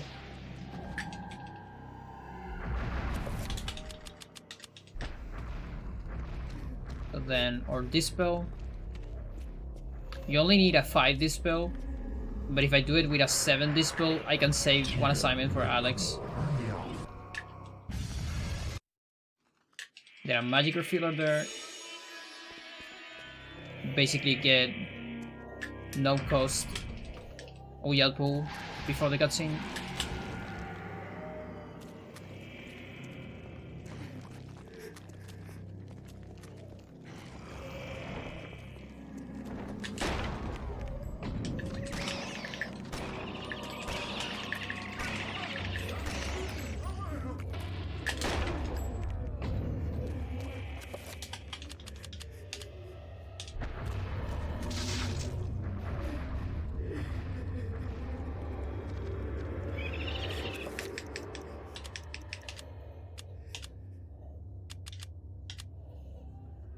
I don't remember, but whatever, let's try that.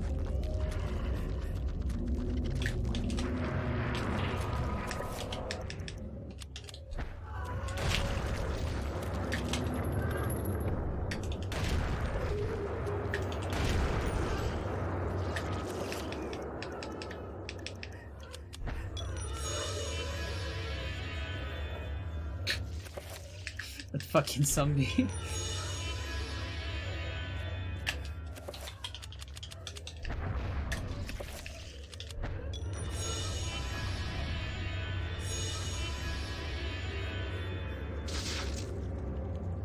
So doing a teleport here is very similar to the one on Edward, where we also need a cutscene to move.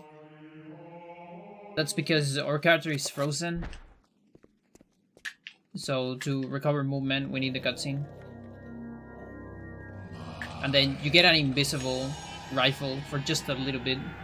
It's kind of fun. I'm kind of sad that it doesn't last more. Another rule here. Because you don't lose time during... I mean, you don't lose magic during FX.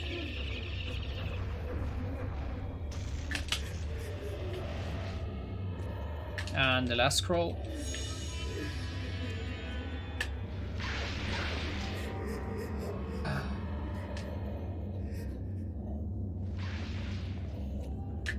And now we're gonna cast Recovery.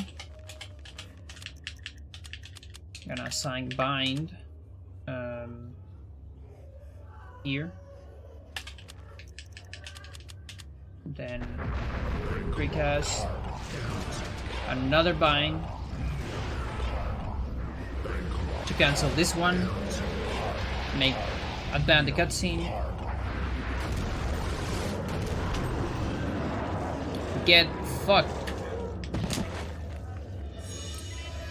I'm not dealing with those guys again on Hando. No thanks.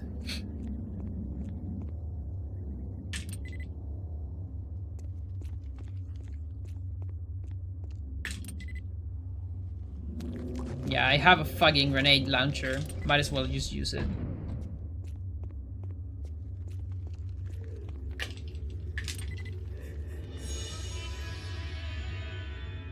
So I need to put shields and a pool.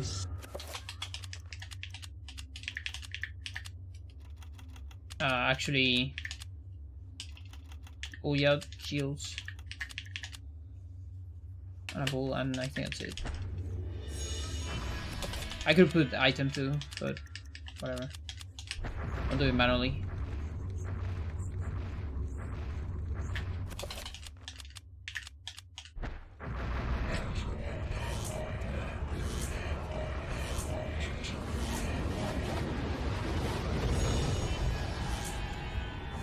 Yeah, this is the only alignment where I use Uyao shields instead of Chattur'gha shields. Because I need to do a Uyao Dispel on Alex, and that would get rid of my Chattur'gha shields.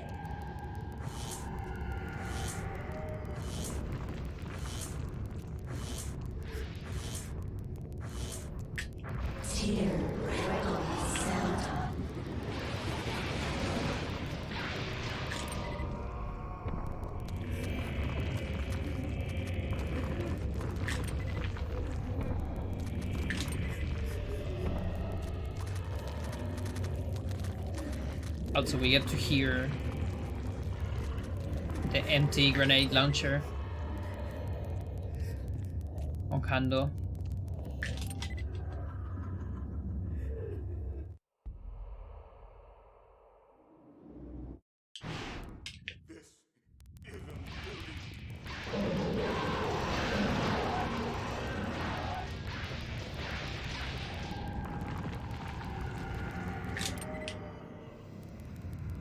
One more door.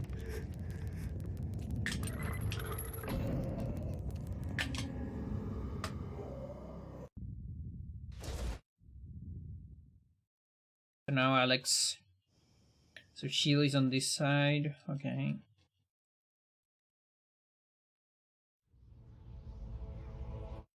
I don't remember if I got an extra enchant.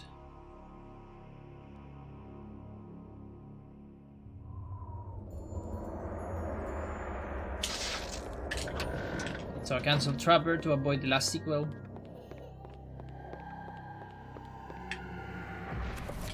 Okay, magic looks pretty good. Like with that, I should be able to avoid all the sanity effects here without getting into trouble with magic.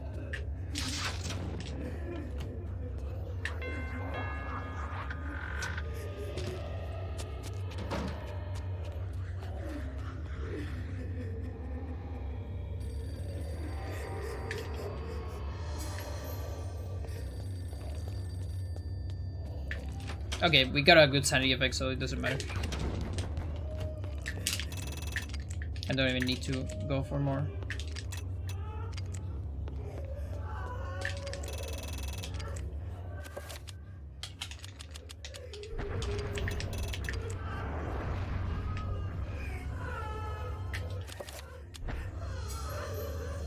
And Enchanted Gladius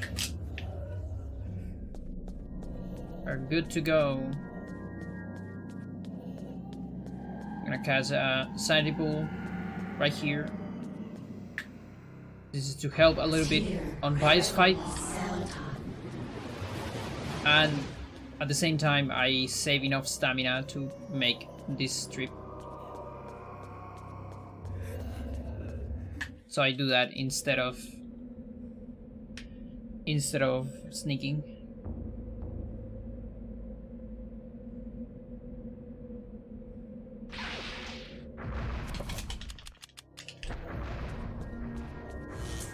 So that should be a dispel. There you go.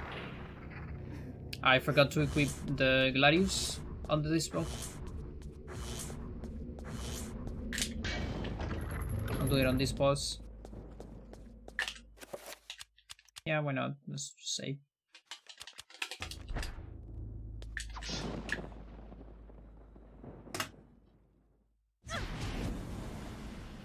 Okay, this won't be sub 2 hours, sadly. There's no way I'm doing Pious below 3 minutes. But it's PV pace.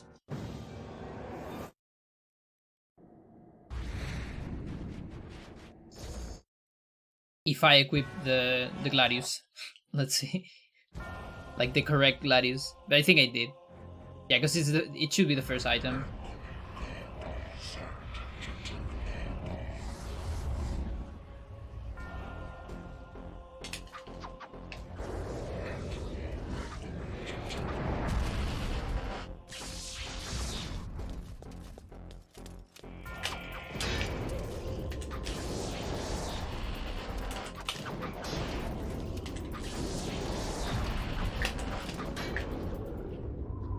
Okay, so we got the dispel there. We don't really care about that. The instant 9 dispel, instant 9 Mantorok dispel that Pious does to get rid of our shields.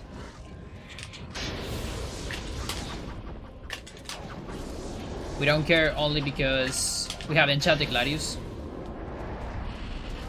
So it just doesn't dispel.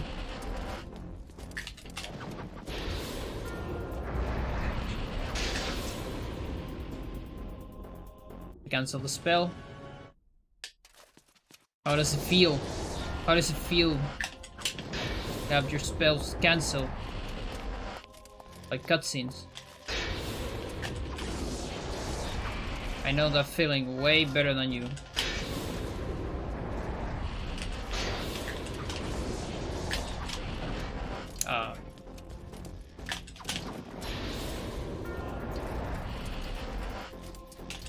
This is looking like a pretty good fight.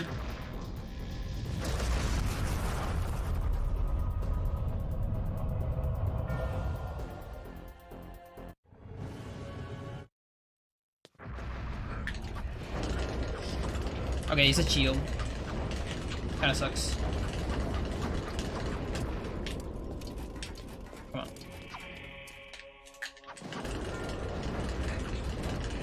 Okay, that's an attack.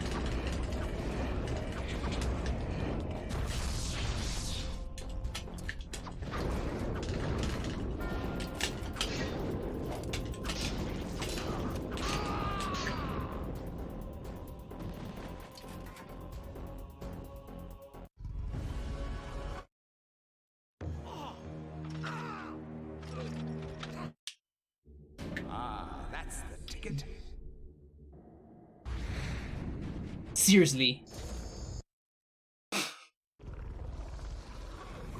Also, what?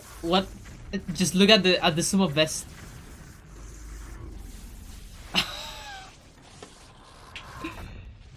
Oh my god, that was a very good fight. Like, what the fuck? It is Don't pay attention to the minus 40 minutes because that's just because of the how the splits are set up. You have proved to be an I mean, it makes sense, but courageous young woman. Your mother and father yo, would Cherry, be how you proud doing? of you, But you made it to the just as end. I am. Don't worry, I'm sorry it had to it'll be on like YouTube. this. It's not quite the inheritance I had in mind for you, but there was so little time. Not with the best quality though.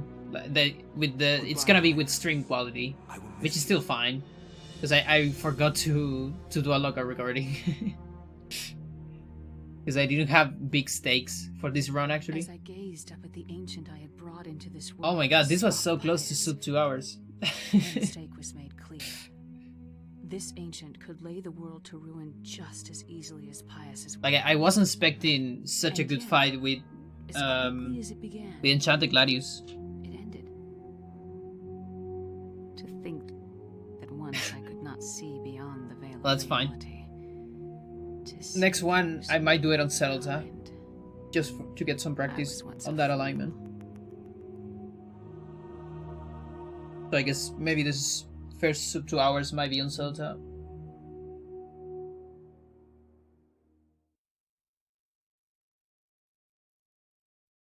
So, why did I did this? Why did I do this? Because the run is not optimized at all. We're still on a stage where I can go any alignment and do a decent PV, basically. So this one is on Chattur'gha. So the only rune for 100% one alignment is that you choose an alignment, your favorite one, whatever, and then complete a handle. So this one was done on Chattur'gha. The other ones were done on Uyath. Uyath is the fastest one, absolutely. But I'm doing all three, like, because I kind of practicing for all alignments. And yeah, I'm very happy with this because it wasn't that bad, you know. Like, I'm not talking about the execution. I'm talking about, well, the execution also wasn't that bad at all. But I'm talking about how it feels, how the Chattur'gha feels. Like it has some nuances. The fact that we can do insta kill, it's really cool. Like honestly, probably my favorite thing. Because it makes Peter different. And also, it's like easier. Like, honestly, this... Like here, for example, I saved time on Peter.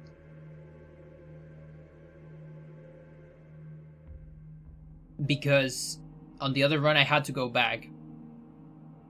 But I also saved time on the other run where I had to redo Zombie Clip a bunch of times. So skipping the Black Guardian. Where are my peels? Oh, here.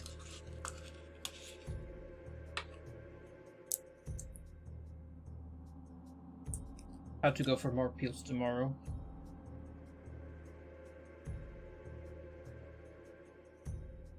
So yeah. And let's see, overall got some mistakes on Elia.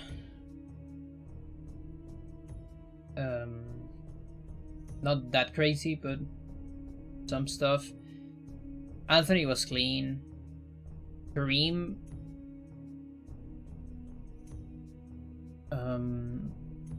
I think I got a little bit of sloppiness on the barrier fight, maybe. But the other fight, the Ramdal fight, was pretty clean. Max, I think, had some weird things here and there, maybe.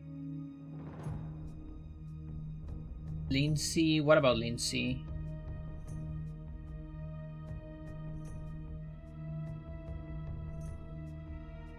I don't quite remember Lindsay, honestly.